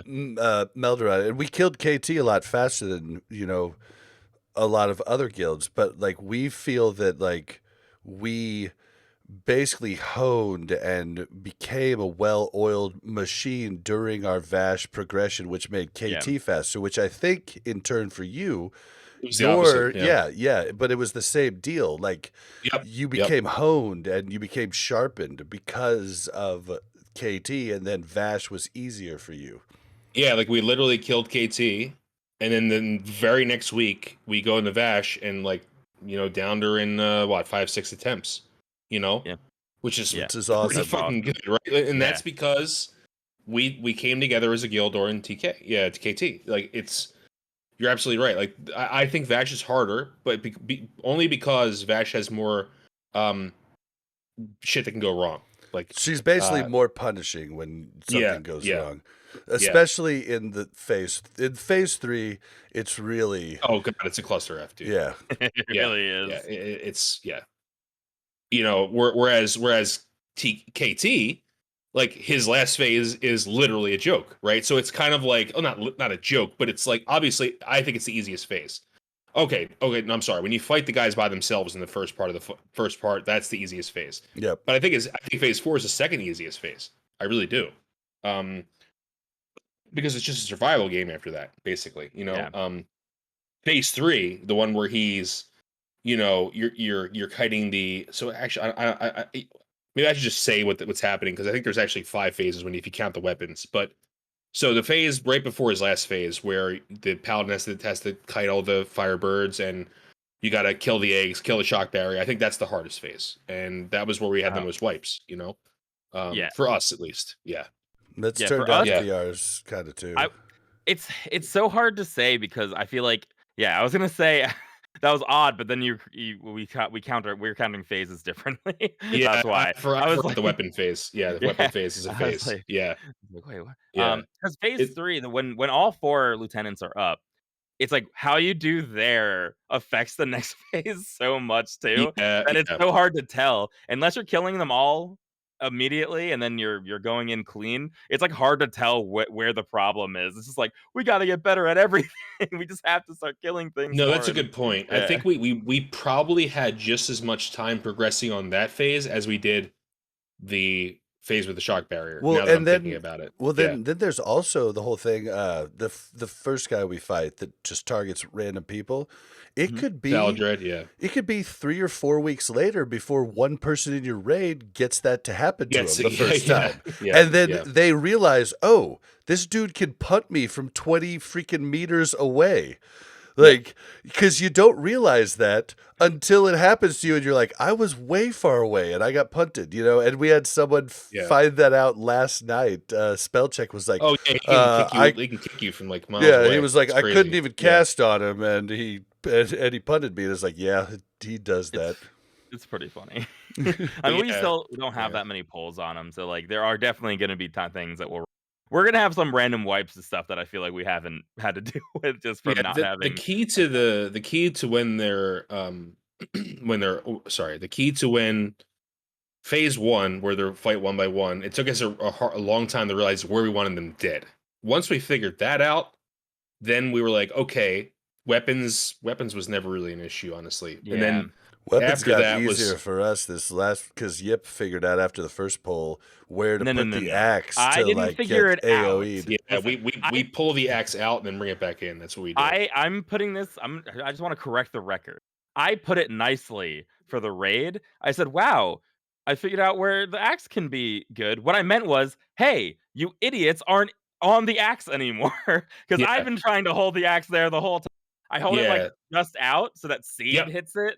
Yep. And the melee would stand on that side, and then the arcane explosion mages would get too close. So there were a couple times where I was like, I'm pulling this way out because Yeah. it's just we can do it in time. Okay, I gotcha. But yeah, I it was just like like everyone you got just better like about for it. me who seeds, you just got it close to where I could see Yeah, it you along with never everything know else. what's going on up here, but it's like a nightmare as we're pulling everything like away, and then like yeah, I think everyone just figured out a better place to stand, and it worked out better. Exactly, and I think like that's like we have Ale bring it out and then bring it back in, and then we all focus it down. Like we were losing melee to stupid shit, but I think while we're talking here, I'm just thinking like I think that's why a lot of people like people quit the game is because these are 15-minute pulls, right? I know, Like they're sometimes, long. and like I hate to be like coarse or crass. I don't know what the word is, but or maybe a little cold blooded. But like this is what original TBC was like. Not everyone cleared the content, man, and Yep. and it's like, Well, let's yeah, because we had to talk about the yeah. nerfs. I think that's a good segue for the nerfs. Yeah, Yeah. let's hold that because that's discussion. Let's get through this last couple changes. So the biggest and most controversial change is auto-dismount is coming to Season of Mastery, and I think it's hilarious because they literally told you how to script console it out if you don't want auto-dismount. Who doesn't want auto-dismount? I don't know, but it's hilarious that they're actually Yeah. like keying in on these like super crazies that are like, I want my original vanilla. And it kind of goes back to me talking about how I wouldn't mind having the new graphics in as long as anybody could toggle it off and didn't have to see the other person's graphics. Like it just This is funny. like some real. I never would have guessed that there were stands of not auto dismounting because that was the biggest shock to me going back. Add-on I downloaded. Yeah, you know what's funny is I never did. I dealt with it. I was fine dealing with it because I went into like a practice server, I guess. I did like a private server ahead of time, and I just got used to it there. And See, I I was, just ready for it. This is the whole reason that my mount button is like, you know, on your mouse next to your left click, like my mouse has two buttons there. Yeah. One of them's trinket for PvP and one of them's mount. My like, mount I would have to button, hit my it. mount button is like where other people have like abilities. Yep. And then wow. and then my charges and intercepts had dismount in the that is macros. I did put a macro for charge because that is absurd to dismount to Oh, charge. I just had a global I had a global add-on to whenever I used anything that would dismount me. Yeah, I knew it existed. I just like I had gotten used to it, and I just never switched. It's the same way where me playing retail, I do so much to my UI to play like the best. I have insane weak auras that just give me everything, and I just don't want to do it for something like that. Yeah, my entire I think if someone watched me stream, they wouldn't even know it's WoW. Like like my complete nothing's stock on my screen. Nothing. Like it's I have 7 action bars. I have, it's like I go crazy with that stuff. Yeah, I mean, I definitely like that stuff. I just haven't done it for classic. Real, I didn't want to do it for vanilla, but like I feel like the more like with TBC, I feel like it's more acceptable. I feel like I'm more. It's not. We're beyond nostalgia. I'm just trying to pump now. And well, who's that one dude? He's gotten pretty big. Belthos. Oh, the retail guy. Yeah. Bellular.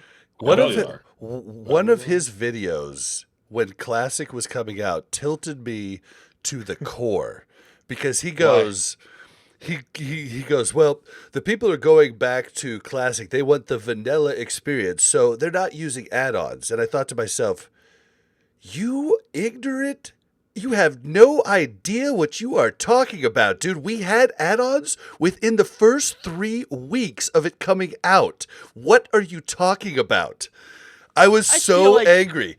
Deadly Boss mods came out before BWL was ever out. Like, I mean, this was absurd that he said that we didn't use add-ons. I was like, it was one of the first things that we did. And it was just like Bob is Bob's worst nightmare. If Bob was a Bob listener, then Bob would be so mad at himself. I feel like, Dude, like well, it's just like I just have to hear. I just had to hear so many content creators who were like 9 at the time that it was out talking about how it was back in the day, and I'm like, dude, you have no idea what you're talking about. Stop, like, and it's just content like, creation. I think that's just ugh. it's like the 24-hour news cycle. Like things. Once you need to when you need to put out content, Oh, it's like us but talking about Season of Mastery. We'll probably still talk about it a little bit, even if none of us oh are yeah. playing it, and we might Well, like, and we're definitely wrong about stuff, and I definitely yeah. I definitely consume his stuff. It's just that one thing irked me so bad early on. I was just like, dude, you guys are crazy. We Yeah. used add-ons from the beginning. That was not a They thing. don't even know how much DPS they do in vanilla.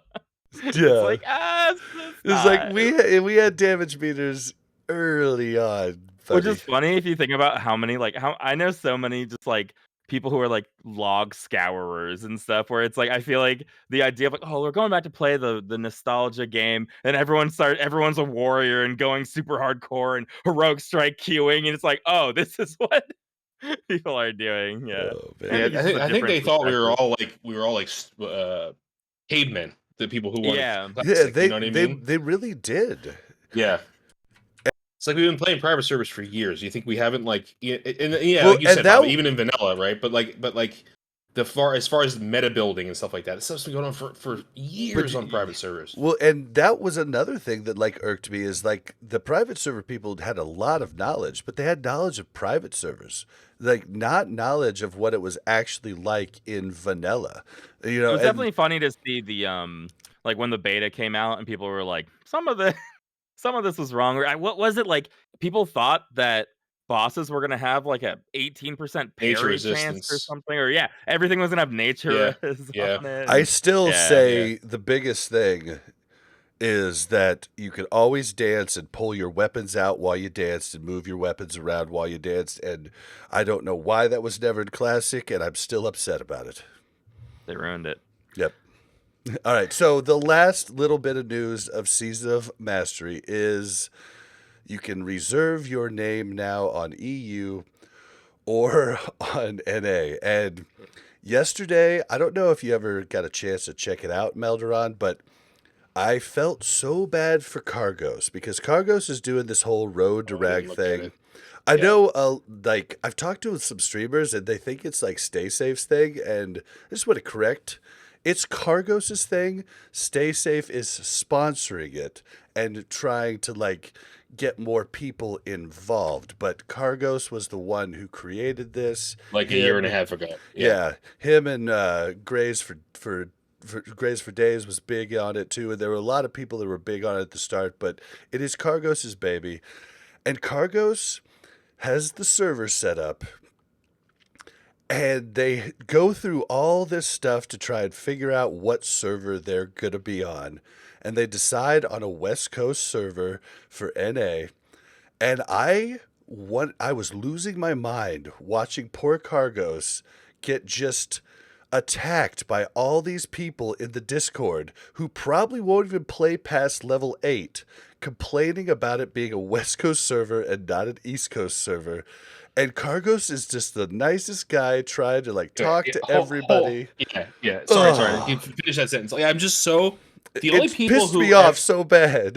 The only people who have any right complaining about ping is like the cream of the crop arena players. If you're not one of those people, you need to shut up. Like there is no reason why you're going to give this guy a headache over like something like this when, first of all, if you picked East Coast, then what? The West Coast people are going to have to argue about it. Like it's just so stupid. Is it? It's not European people arguing about this. It's people. No, who they are have in their own America. server. They have their own server. As someone who plays on a West Coast server as an East Coast person, that's absurd. Yeah, anyone it's 100% absurd.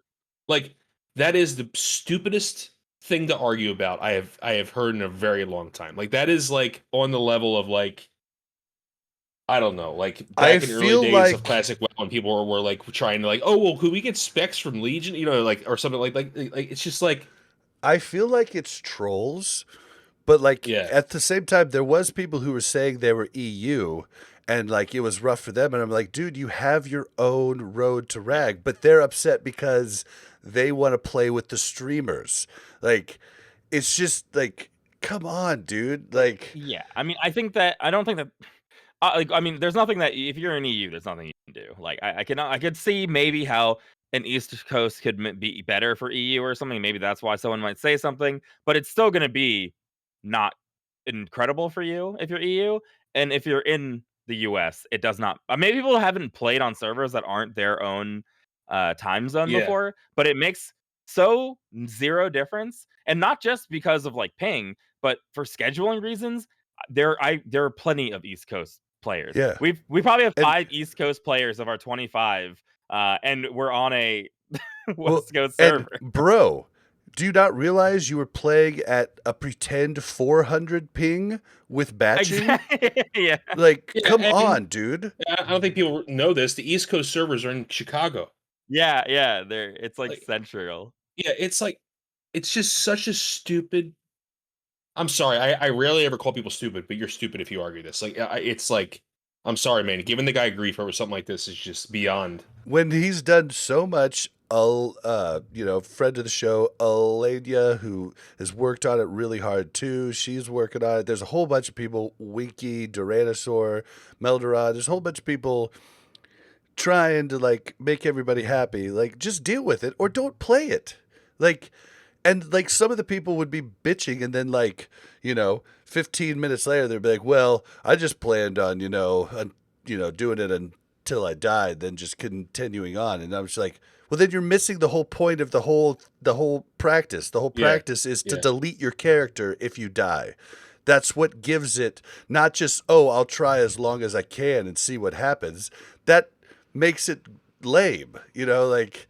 I'm okay with people doing that. I just want to give my 2 cents in I here. But am okay, but not if they're joining this server that they've made to do this hardcore challenge. I still think it's okay. You just can't complain. That's the only. Okay, fair. Yeah, you can play however you want. It's just pushing that on other people is what's bizarre. Like that's I think is the. It's just people. Like if I play first person shooters at a rather competitive level, and 70 if I had like 75 ping, I wouldn't feel great about it, but I've played on like a West Coast Overwatch team like that. I've done it before. And in a first person shooter, it is like 100 times more important to have better ping. And even then at like 75 and below, it's not huge. Not like for maybe the you can human feel it eye. in a shooter. Unless in an you're like a MMO, pro. In an MMO. Yeah, if you're a rank 1 glad, okay, I'll listen to your argument. If Yeah, you're not, yeah. then like just stop. It's like Exactly. seriously, Go just measure stop. go measure your reaction time. Yeah, With a reaction time tester and tell me that the difference in like 30 ping is Yeah, why you can't parse or something. It's just like, oh my god! Sorry, when you told me that, I didn't even know what you were talking about, Bob. I was like, wait, what?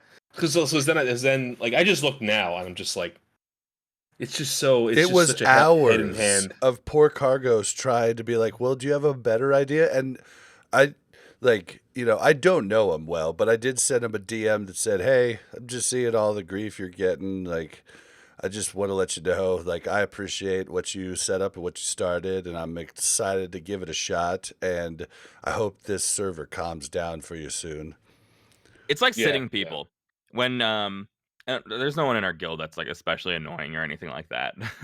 But if you sit somebody and they're like, "No, I should be in," and you just say like, "Well, who should sit for you then?" and make them choose that decision. It's the same way. It's like I understand you want it to be an East Coast server, but if we move it to East Coast, what about all the West Coast people? Like they're gonna have the same complaint you will. So I don't understand how you can complain about it. Like, okay, you don't want to be sat. No one wants to be sat. Like, what do you? I understand. Yeah, It's crazy. Yeah, it's just like, it's just, I just felt bad for him. But the news is you can go reserve your name. You can only reserve one name on one server, so it's not like before where you could reserve on multiple servers and stuff, and which I think is a good thing. It'll keep people from taking names. I hoarded some good names. I don't. I think I mentioned this I before. still have I good names hoarded. I hoarded. So do I. I hoarded the name Viable for my warrior, and I ran into another warrior with a viable name with an accent above it, and I was Yeah. like, "Whoop, sorry, Well, that was me." didn't even matter when we started Classic, but I did reserve Blaze and Bob on like literally like every server that I could before Classic came out. There needs to be some recourse. A hunter whose name is not Bubble Hearth anymore had to be Babel Hearth, EL instead of LE the entire time, and that's how he spelled it in original like TBC or whenever he was a paladin. So it's like kind of funny. But we ran into the real Bubble Hearth, and they stopped playing in Westfall, and it's like, give us that name. Like Yeah. get out of Well, here. and you know, we talk about it all the time. Like retail does have some systems that are good. Like all of my names for my retail characters are all gone. Like I'd have to log in to give them new But names. the problem is too, though, they had Oh. had years to not log in before that happened. Speaking of that, we had someone contact the pod who knew. Sorry, this is really off subject, but I wanted to mention it. He contacted us because he heard the PvP episode with Casimo and was one of the people Casimo taught PvP to in Wrath. And I thought that was the neatest thing. And it got me thinking, I should mention my names back in the day more often because it'd be really cool if someone listening, because someone listening right now would not know my voice because I was stuttering super bad back then. And I talked like this with my lungs. And it was just a different thing. And so, like, I'm going to have to, like, mention my old names more often because it'd be neat to see people who actually knew me back in the day. Sorry, that was a tangent. Yeah, if anyone remembers Yippity Doodah, that's me. All right, and mine was I was Devil Doll in Vanilla, a Night Elf Rogue. Devil Doll. It was from Radiscal and Devil Doll. It was this like, it was one of the first renditions of like cartoons on the internet. There's probably people who've heard of Radiscal and Devil Doll, but I've said it many times. I took over my brother's account because he quit. So he had named his character Devil Doll, and I just took it over. And then I was Lock Dude in Wrath, but probably won't know anybody because I didn't raid.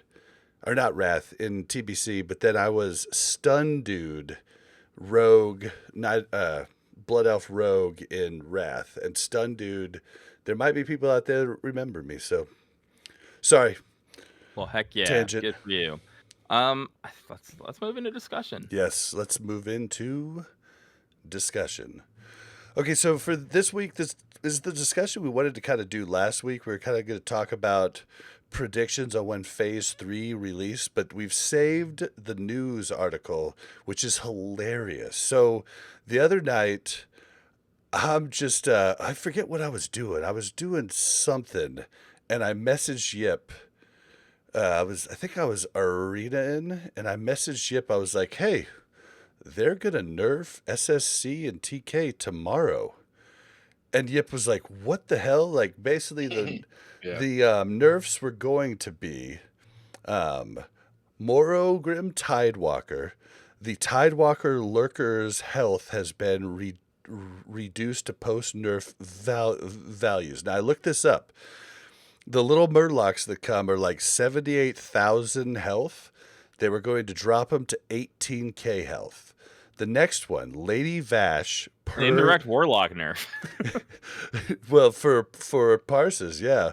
The Lady Vash persuasion no longer provides crowd control immunity. Now, what this means is when Lady Vash mind controls, you can't crowd control those people. You can't stun them. You can't fear them. That changes with this nerf. Kael'thas Sunstrider, the encounter has now been set to post-nerf configuration. Now, looking into this, that meant that all 4 advisors, their health were reduced by 10%, and the summoned weapons were reduced by 10%. So when this came out, I was like, oh, Yip, thank God we killed this last week, because I'd hate to be someone who like got the was almost done with it and then had to kill the boss on nerf status. Well, this came out and literally, what was it, an hour, 2 hours later? It might have been even less. I actually had, funny enough, I think I legitimately might have been the first person in the world to know that they reverted this change because I had the post up live. Yeah, I had the live posting and I saw it come up and I immediately linked it in like the Fight Club Discord. I immediately linked it to us and I was like, they're changing it. It was like within 45 minutes, it was gone. Okay, It yeah. was unbelievable. I think the best meme I heard, I don't know if it's on Twitter or what, was like, seems like the Blizzard Classic staff was at a happy hour and just talking about possible things, and somebody headed back and made a blue post, and then poor Cavix was like, oh shit, I gotta get back and tell them no. Like, because they literally just, I mean, the community probably freaked out. And I don't know how, I should just, okay, so maybe the reason the community freaked out is because I'm going to give the stats and then we'll just talk about it all. So 10,166 guilds have cleared 10 of 10. 9,498 guilds are 8 of 10 or below. And then there's 2,824 guilds that are 9 of 10.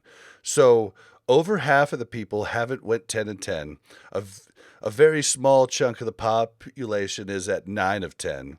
And almost half of the population is at 8 of 10 or below. So it's maybe like a mini Saffron almost, where Saffron was like the great gatekeeper, and like it kind of seems like here, if you're 9 of 10, you can. Not everyone can get 10 of 10. It's not as easy to get like Kel'Thuzad down after Saffron, but with this, it's like, okay, you had to overcome one of these challenges. You're eventually going to get the other one down. Like if you can kill KT, eventually you can kill Vash. Or if you can kill Vash, I think eventually you can kill KT. And that's what you kind of see here. But if you can't kill either, you can be really hard stuck. And I think a lot of guilds are.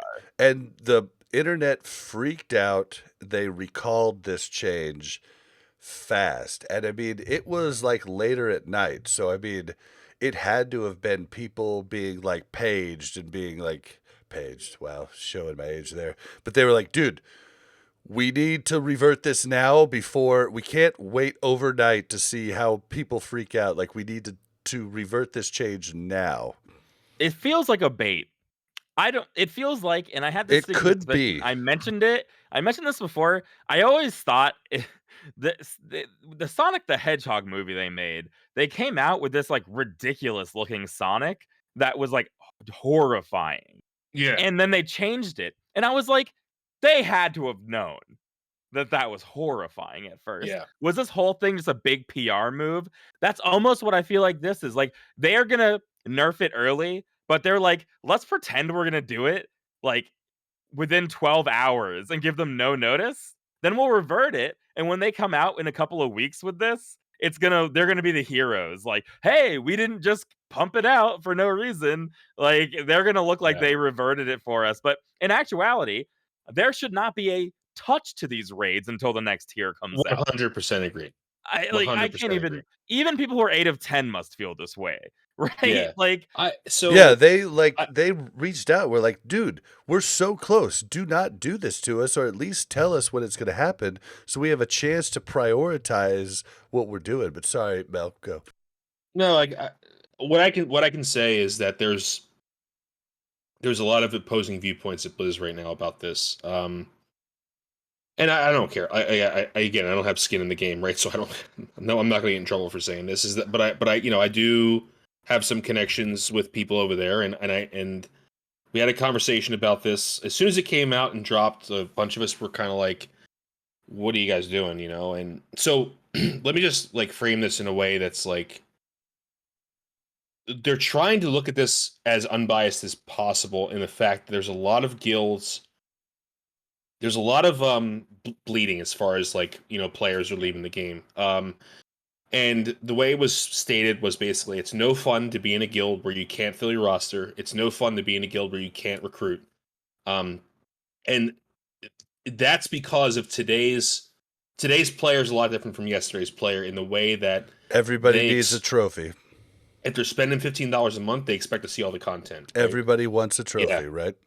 So that's the one side of it. The other side of it is that you have to respect the content. And I will bet dollars to donuts that the amount of raids that are 10 out of 10 now far exceeds the amount of guilds that were 10 out of 10 when this was live Oh, in original TBC. percentage wise, for sure. Percent wise. Yeah. Well, and I'll add on to that before you go more. Like, there's been a lot of people who have written into us that talk about they're a next phase raider. They do the raid prior to the current phase, and they're happy with that. Like, they don't have much time to play.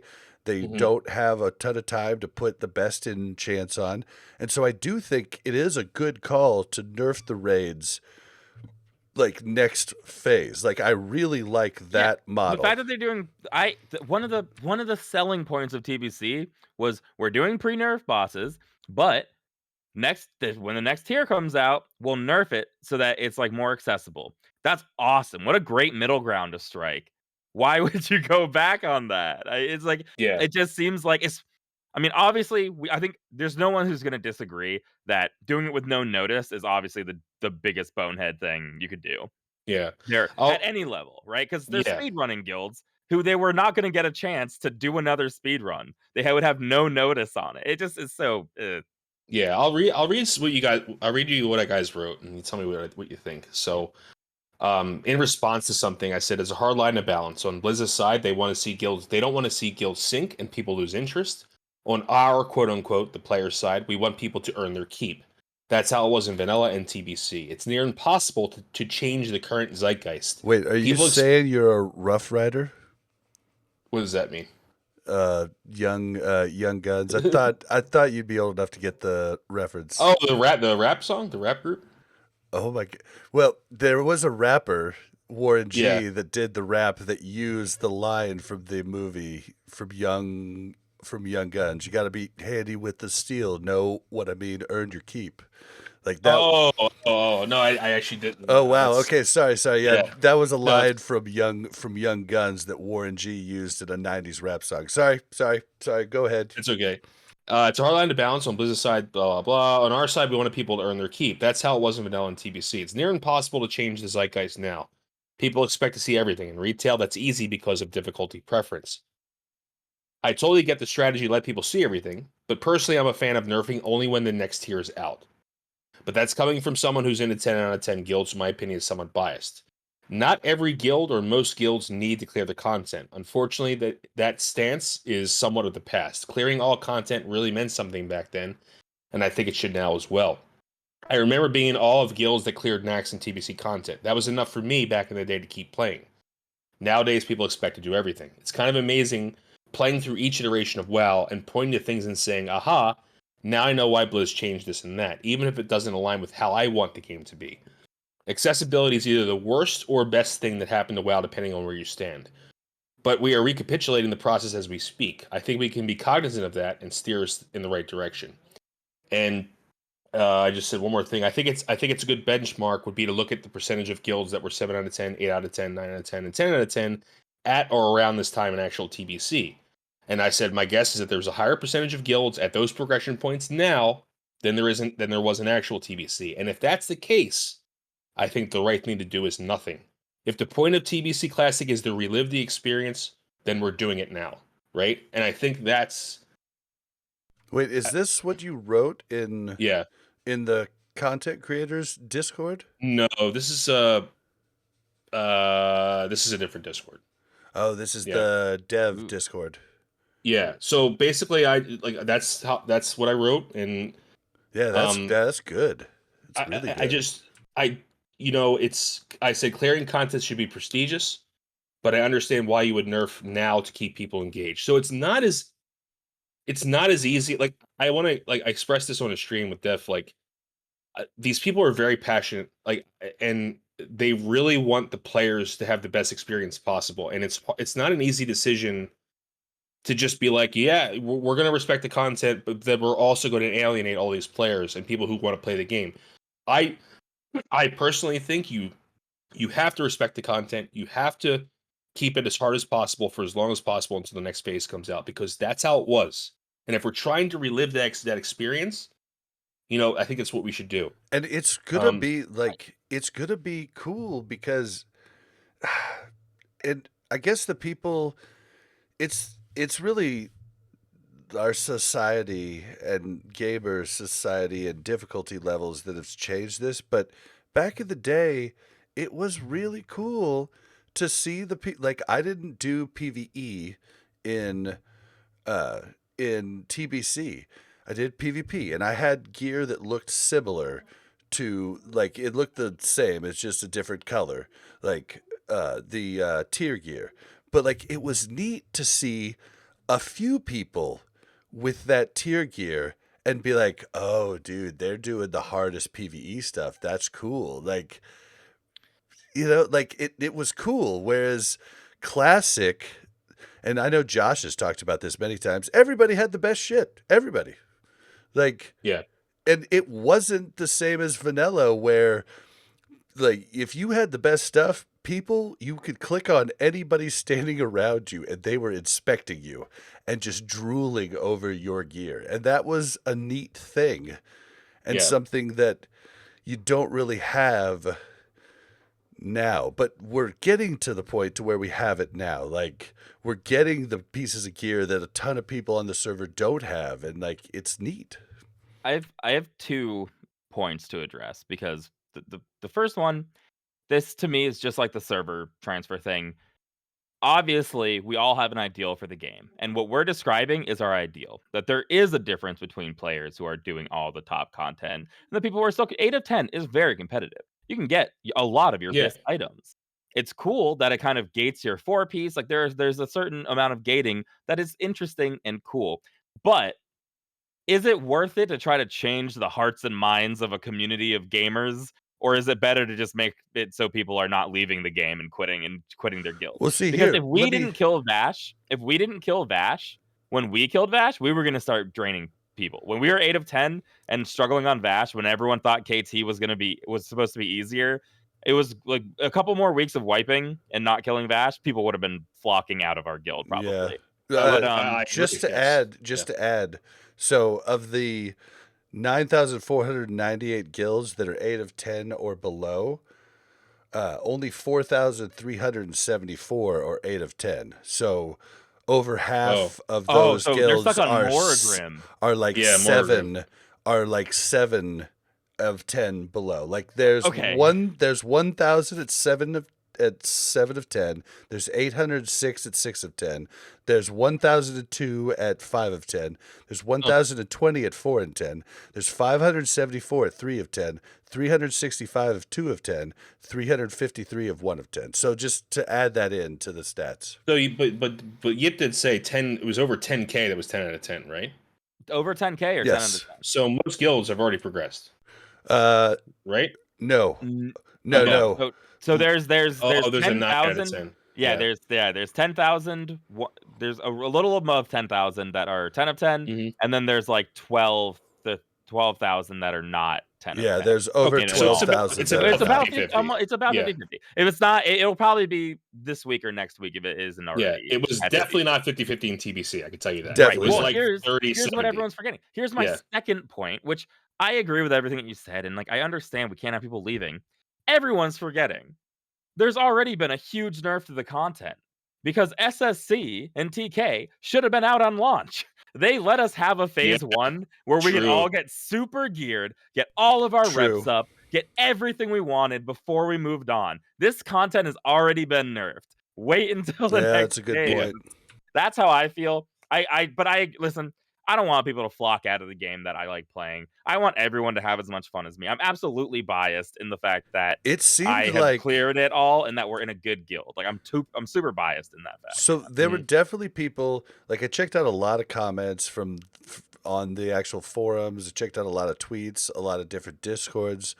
There are definitely people on the side that were like, "Yes, nerf it," but it felt like they were 1 out of every 10, or at least 1 out of every 5. Yeah, I understand, and there's no doubt that guilds are breaking apart because they're getting stuck. And in my ideal world, that's a good thing. The fact that everyone hasn't cleared the content is awesome. Being able to not go into the next phase fully best out, but now you can start if you want to put more effort and time in, you'll be able to clear this nerfed content next phase and then do some of the easier bosses and then in High Jaw and Black Temple. And like that is what we all used to do. That is what and like I understand that in retail there's different tiers of content. No one just wants to see the content. They want the items too. And in retail, yeah. you don't get the best items from the easier From bosses. LFR. That's So why if I you had to wanna quit nerf retail, because I would have had to stay mythic the entire time. You know, if you want to put in if you want to nerf these bosses, if it followed the retail method, then like maybe only the tier would drop. You couldn't get the other items. They're like, you wouldn't be able to get your best items from an easier version of the boss. So I think it's fair to wait. But again, they're faced with this challenge. It's the same thing with the Battlegrounds thing. And that's why I feel defeated in all this. Like, it doesn't matter how much I whine and stomp my feet about what I want out of a game. They don't want people just piecing out. And I don't want that either. Yeah. Like, I think, even if but I I think have the player base needs to realize that $15 a month doesn't buy you. It does not buy you rank 1 glad, and it does not buy you all content cleared. We as a player base have to realize that. Like, No, this is rank not a 1 game. glad costs hundreds of dollars. Okay, if you're buying it, then fine. But if you need to have the skill, or you need to get in a good guild and have the dedication to play. If you don't have those two things, you're not entitled to it. I'm sorry.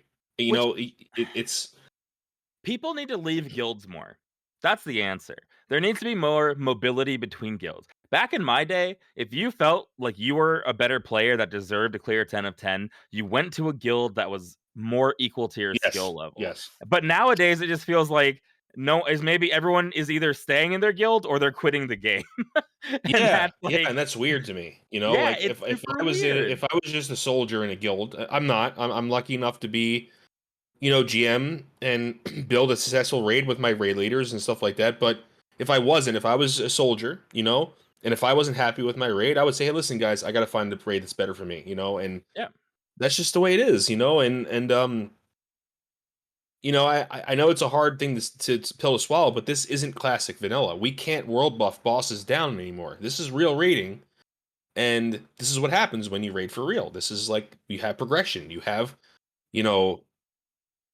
and maybe Season of Mastery will have a taste of this. I don't think it'll be as hard as TBC, but I think it'll have a taste of it. And, another thing about Season of Mastery might be a little, I think people might have bigger eyes in their stomachs, is that, raids might be a little more challenging. And then with the shorter cadence, it might cause some burnout. Like, this is going to happen in Season of Mastery too, I think, to some extent. Well, and it's going to definitely cause people with more gear to go to the bigger guilds. It's so different. When Nax came out and people wanted to clear that, it was like, I want Gressel. I want a chance at getting these like items I've waited my entire. I wanted Might of Menethil. Things I've been waiting for that I never thought I would ever get in my life. I want this. Oh, I'm sorry. You have to kill Vash so that you can have your 4-piece tier 5 that's going to be replaced as soon as High Jaw and Black Temple come out. I don't think that people have this sort of same passion for these items. Like, they just want to clear the content because they want to clear the content. Like, it's not as like... That's a good point. Yeah, like, it's not as... Well, as there are certain items, not Thunder Fury. like Warglaives. Warglaives. Okay, yeah, right. So yes, there are certain items, but they're not right now. Yeah, they're just not right now. And you mentioned this is the Season of Mastery thing is my last point on this is Season of Mastery is like antithetical to what they're doing to TBC. They're gonna nerf the TBC. They're gonna nerf TBC because it's too hard. At the same time, everyone realized that classic vanilla was too easy, so they're gonna make a version that's much harder. Yeah, so what do people want? What do you want? So, what's happening? Kim Jong-un in chat points out a good point about the differences nowadays. Like, now that Discord exists, Ghost leaving like accountability to deal with social etiquette and like people being like, why'd you leave, and like all of that stuff. But I honestly think, Kim, if someone does it like Bushy just did, he said, hey, I want to step back, I don't want to leave you guys hanging, I will come if you need me, but I'd like to step back. Like, that's the proper way to leave a guild. But again, though, is he leaving the guild or is he leaving the game? He's leaving raiding at the moment. Right, but that's what I mean, like, it feels like everyone, when they step away, it's like they're stepping away from the activity and not the people you're around, and it could just be, yeah, we talk to each other more. We're on Discord. We have this Mhm. personal connection that's like, if I go I somewhere mean, else, I like still talk to people who have left or been kicked out of the guild too, you know, yeah. like Yeah, I mean, listen, that's where all my friends are who aren't in the guild. Yeah. But yeah, I mean, I get it, and I understand. I don't want to demonize. I do want to demonize Blizzard a little bit because I do think the "hey, we're doing it tomorrow" thing is like very. Even if they just said a week, they would have saved themselves a little bit of PR that they could have Yeah. worked on. But other than that, I understand the decision to want to nerf it. I don't like it personally, but I mean, listen, I mean, it's not just I'll be Mel because Mel's not here. It's also a revenue thing. What? We're gonna not change things to make people stay in the game? What are you, crazy? It's our job. Yeah. Our Yeah. literal oh job. no, you're doing the Mel thing. I mean, Mel. someone has to, but it's true.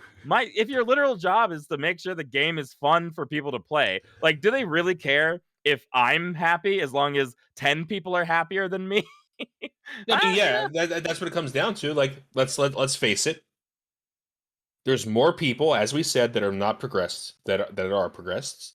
So that would mean that there's more potential money that you're losing by not nerfing the raids. It's a simple equation, but I want to commend them for not making that decision yet, because they did that. Even though it was kind of a shit show, we're saying we are doing it, then we're not. I want to commend them for actually thinking about it and going back, because I think it's respecting the game more, and it's respecting the content, and it's giving people something to strive for, and because they could have just nerfed it and left it at that. And I'm telling you, I have that conspiracy theory, but I think this does end in like the best PR for Blizzard because, like you said, they kind of look like the good guys because they are reviewing it for us, Yeah. and Yeah. we were all like shocked into the idea of the nerf, and now, yeah, like the next day, a couple days later, I'm like, okay, it's gonna get nerfed. Like that. I get like, I mean, okay, I had to it's come to gonna get terms. nerfed. I just really hope they wait until the end of the phase. I I, really, really do.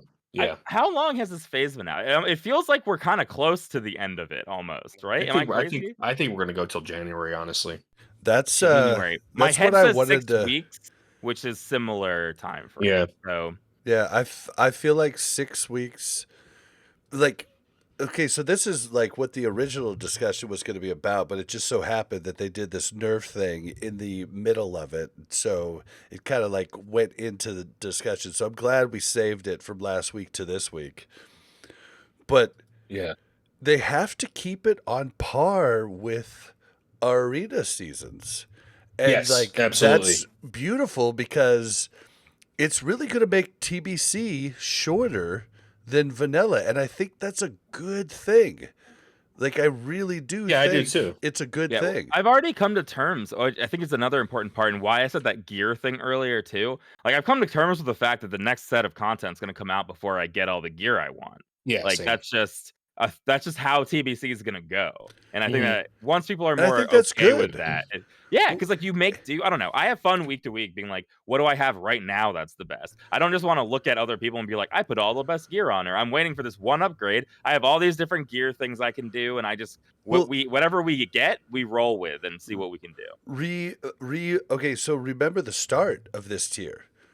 I still had blue shoulders, blue wand. I still had the crappy Hellfire Peninsula sword.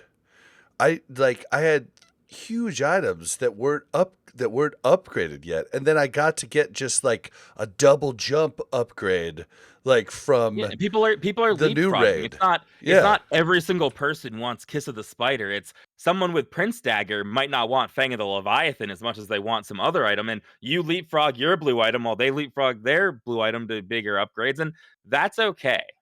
Yeah, That's I the think that's I think that's totally cool, and you like and with how long they took phases in like classic, I had everything by the end of everything, and in next I would have had everything, but I literally like stopped even trying to get the weapons, like because I was just like, well, if I get them now, I'm only going to parse for 4 weeks. I'll just get items that are going to help me in TBC, and the weapons were one of the items that were replaced the earliest. Like, weapons had the biggest upgrade in the blue items going into TBC. So I did that research, and I was like, well, I'm not going to roll on Gressel. You know? Like... Yeah. Yeah. The only problem I have with this whole TBC thing is that we've gotten 10 tier pieces off end bosses, only one has been defender. Ridiculous. I want, Yeah. like, come on. Just drop one of each or something. I I'm know. hating this RNG. But other than that, I'm cool with how the gearing goes. But yeah, I mean, listen, like I said, as long as I'm personally having fun, I'm kind of like, I'm over all the other stuff. If they are going to implement, like, if they implemented not war mode, what is it called, horde versus horde, BGs now with like my current attitude, I'd be like, yeah, I get it, whatever, as long as you're not messing my raid or arena. I mean, it's already Fine. implemented, right? Yeah, that's what I mean. I mean, Yeah. like, if it, like, with my current mindset, because last time I made a pretty big stink about it when it came out. Oh, I see. Okay. I just mean, like, if it came out now, I would just be like, okay, yeah, I get it, because, like, I don't want people to leave the game either, even if they're horde. Yeah. At the end of the day, I like, an MMO only functions if a lot of us are playing it. Yeah, I just feel bad as a horde all my life, knowing that a lot of horde just rolled horde because of the racials. You know, That's such a silly. Yeah, It's so silly. And I want people to roll horde because they love the horde. You know, and I know that's a very naive way of looking at the game, but it's well, you it's know, actually interesting. I do wonder if there is like some kind of cultural thing that you guys experience that Alliance don't as much, maybe, where like when you're dealing with like Alliance PvPers, they all just love the Alliance or something. So I have noticed. I think I talked about this in the show before that Alliance PvPers are much more organized than the horde. Yes, yeah. And it's weird to see that because, you know, growing up, horde. I don't know why I said growing up, but you know, playing horde all my life, I felt like horde was very good at PvP. Always has been very good at PvP, and the dynamic has shifted. Like when I go against another horde pre-made, like not a pre-made, but I go into a BG and I'm with my buddies. You know, not a pre-made, just a few of them, and I go against another horde. I'm like, dude, we got this. We're gonna win. Like, there's no way we lose this BG. When I go against Alliance, I'm like, we could lose this BG, and that's the case. That's literally the case. You know, and that's fine. That's cool. I like having a challenge. That's fine. But I just think there's so many people who rolled horde just because some videos said, "Oh, Blood Fury is better than," and it is. I'm not saying it's not, but you know, it's just kind of yeah. Yeah, there's I a think a lot portion of of that that. too. Mhm. Yeah, I wonder if a portion of that too. It's like the same people who are like, "Oh, like I couldn't win because that person has like 2 pieces of Merciless and I only have season 1 Gladiator." And it's like, okay, like Yeah, yeah. like if you felt like you needed this little advantage, like yeah, it probably does weigh on the people who Well, and feel like they need that. the bad part is that everybody does this now. They look up everything before playing a game because the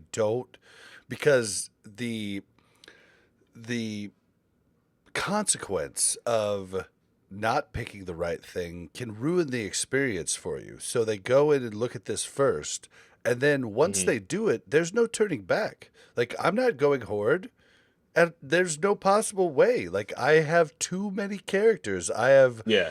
5 level 60s and 2 level 70s. Like, I'm not Mhm. going horde. I mean, that's why it happened in retail, because it. I'm sure like the initial people who wanted to switch horde for like those, you know, for preference reasons, and then also the people who were there for racials or whatever, all moved over, and eventually just slowly like, oh, my friends are on horde now. Oh, this person's going to Yep. horde, and I want to And play I with have them, and too it just much stuff slowly. on horde. Like, I have too much, you know? Yeah, like you're not gonna get your horde people to switch back over over to Yeah. Alliance, but I mean that's why Season of Master will be cool, because who the hell knows what's gonna happen, I right? think it'll Like, be a lot more even now, yeah, and maybe and even tipped the other way. Yeah. it'll just be everything will be nuts. The access to information is going to be totally different because you won't have legacy information on every boss anymore. So Yep. that'll all be really cool to see, and Well, you all are going to die. yeah, and then Yeah, we are. everything's going to get thrown through the washer come Wrath because every man for himself comes out.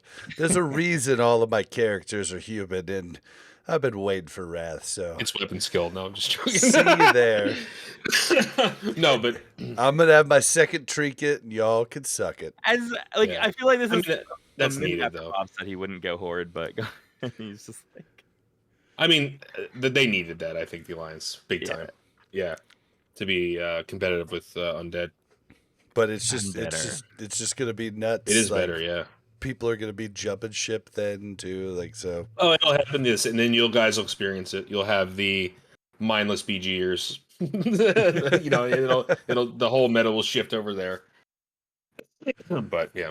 Well, I mean, we're gonna keep covering it. We're gonna keep watching this extremely exciting science experiment that we're happy Blizzard has made, and I just gotta say, I'm happy Holly Longdale is at the front and center of it, and I'd love to get her on the show to talk to Yeah. her about it. But she is, I mean, she made EverQuest Classic a thing. I think she might, give her some chance. I think she might really make something cool out of this classic experience and seasons. We're just gonna have to see where it goes, but I'm excited for the ride. I have a question for Melderon. Mm-hmm. Are you guys missing any patterns from these two Yeah, raids? it's the one I know we're missing is sorry, watch something really funny on Discord. Def Camp keeps complaining that he's missing a pattern. I guess it's a healing pattern. I don't know what it is though. Oh, who cares? Do you have the belt of blasting? Have Yeah, we have a bunch course. of those. Who doesn't have the belt of blasting? We're the only idiots. We don't have the battle belt, the plate one, or the belt of blasting. We have Wait, like you 12... haven't seen a belt blasting drop yet? No, we have 12 7 primals. people.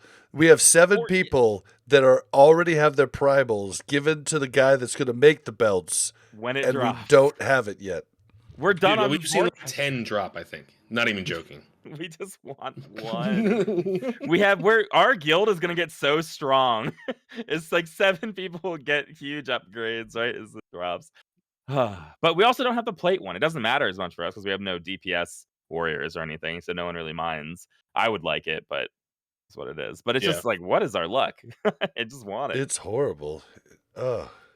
Yeah, Kim said he's holding on to 13 nether vortexes, just waiting. Yep, so that means there's 6 of us waiting on it. I'm number 3, Kim. I'm number 3. I mean, they're all gonna get forget. crafted as soon as it drops. Yeah, but I know Def Camp complains every because he's like we use Lootless, and he was like one of the top people for two vortexes, and he has been passing since week 1 on this because he doesn't have the pattern yet. That hurts. Yeah.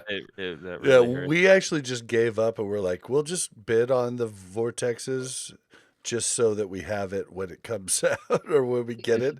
But now it's getting scary. It opened the floodgates. As soon as the first caster started getting nether vortexes with DKP in anticipation, everyone else was like, wait a minute. I'm going to get it now while no one has DKP to spend. Whoa. We should probably talk about this real quick. Okay. This just came out. Season of Mastery Beta. The cost to train riding skills and the cost to purchase level 40 mounts has been reduced. Whoa. Oh, to make up for the I lack of saw gold that. you get from faster leveling. Oh, okay. Yeah, I don't know if you want to say this for next week, but yeah, 40 gold. I actually saw that.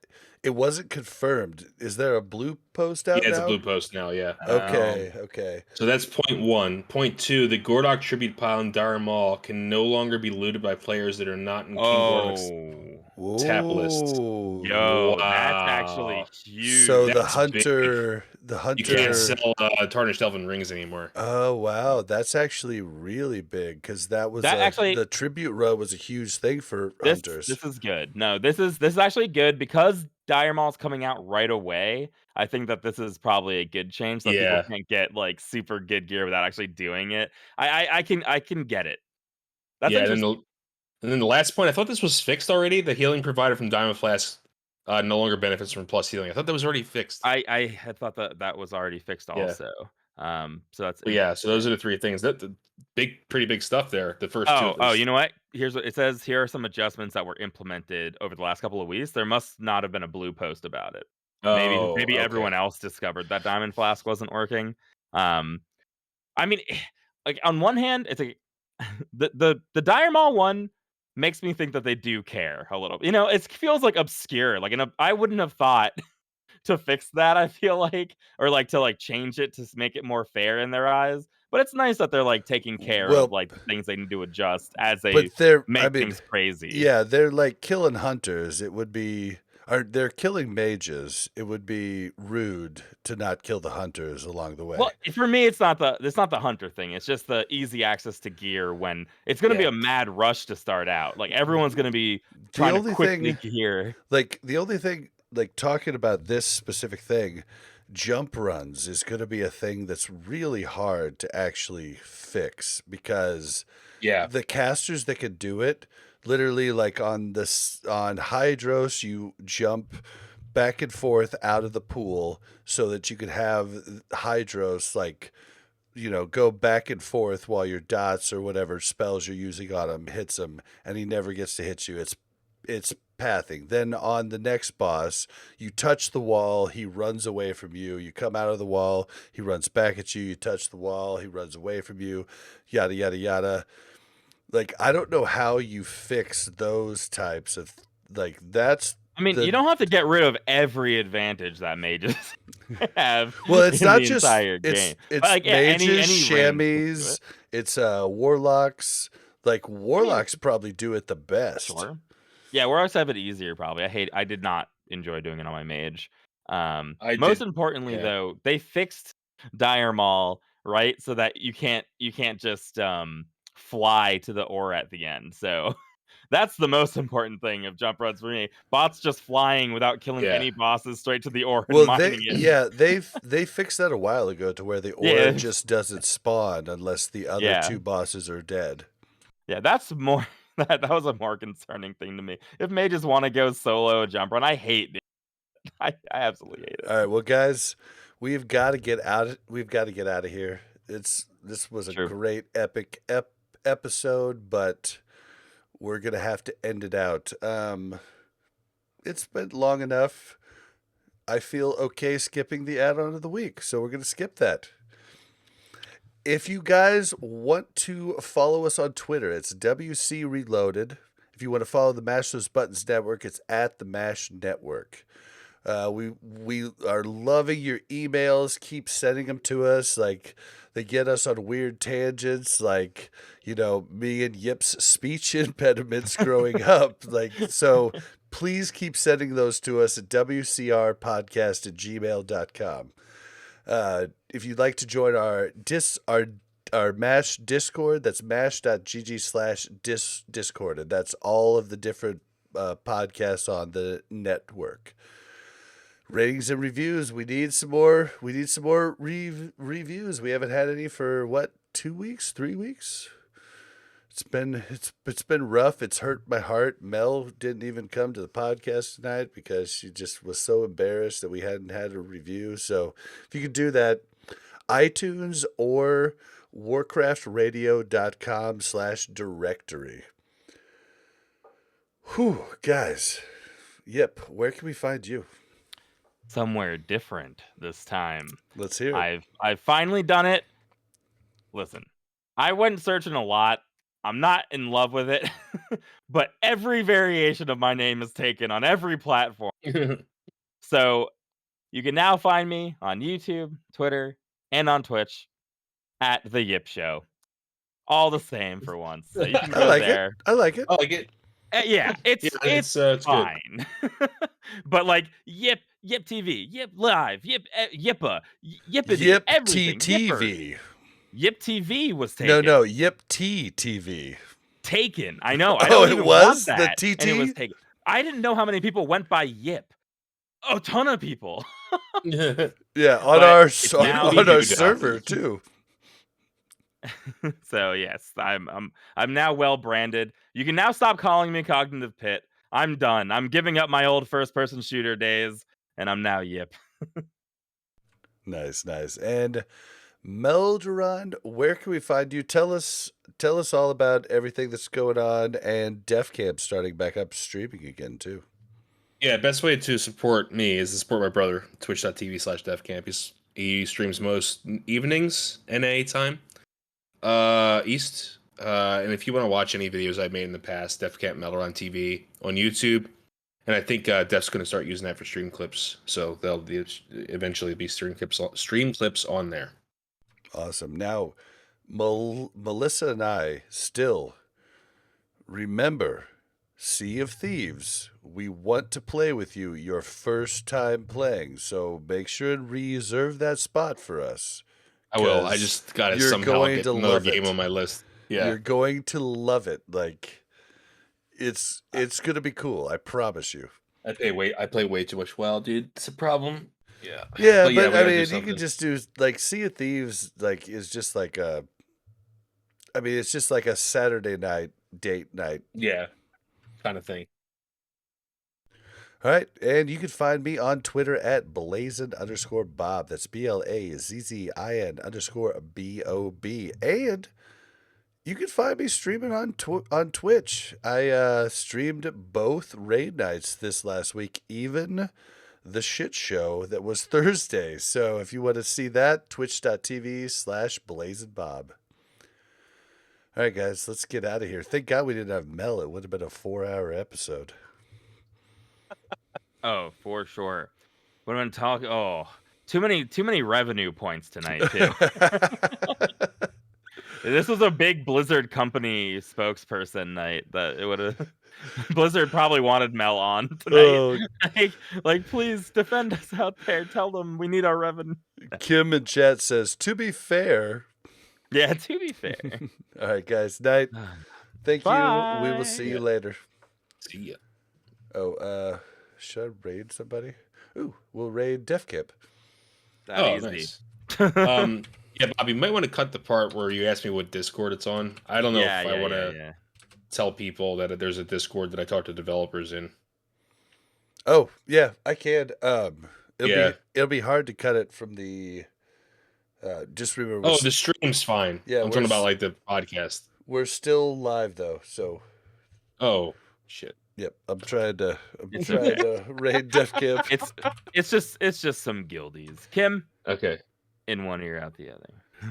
All right, I stopped recording. Is that okay? Yeah. I stopped recording too. Don't worry. Bob's just in the middle of raiding. I'm trying.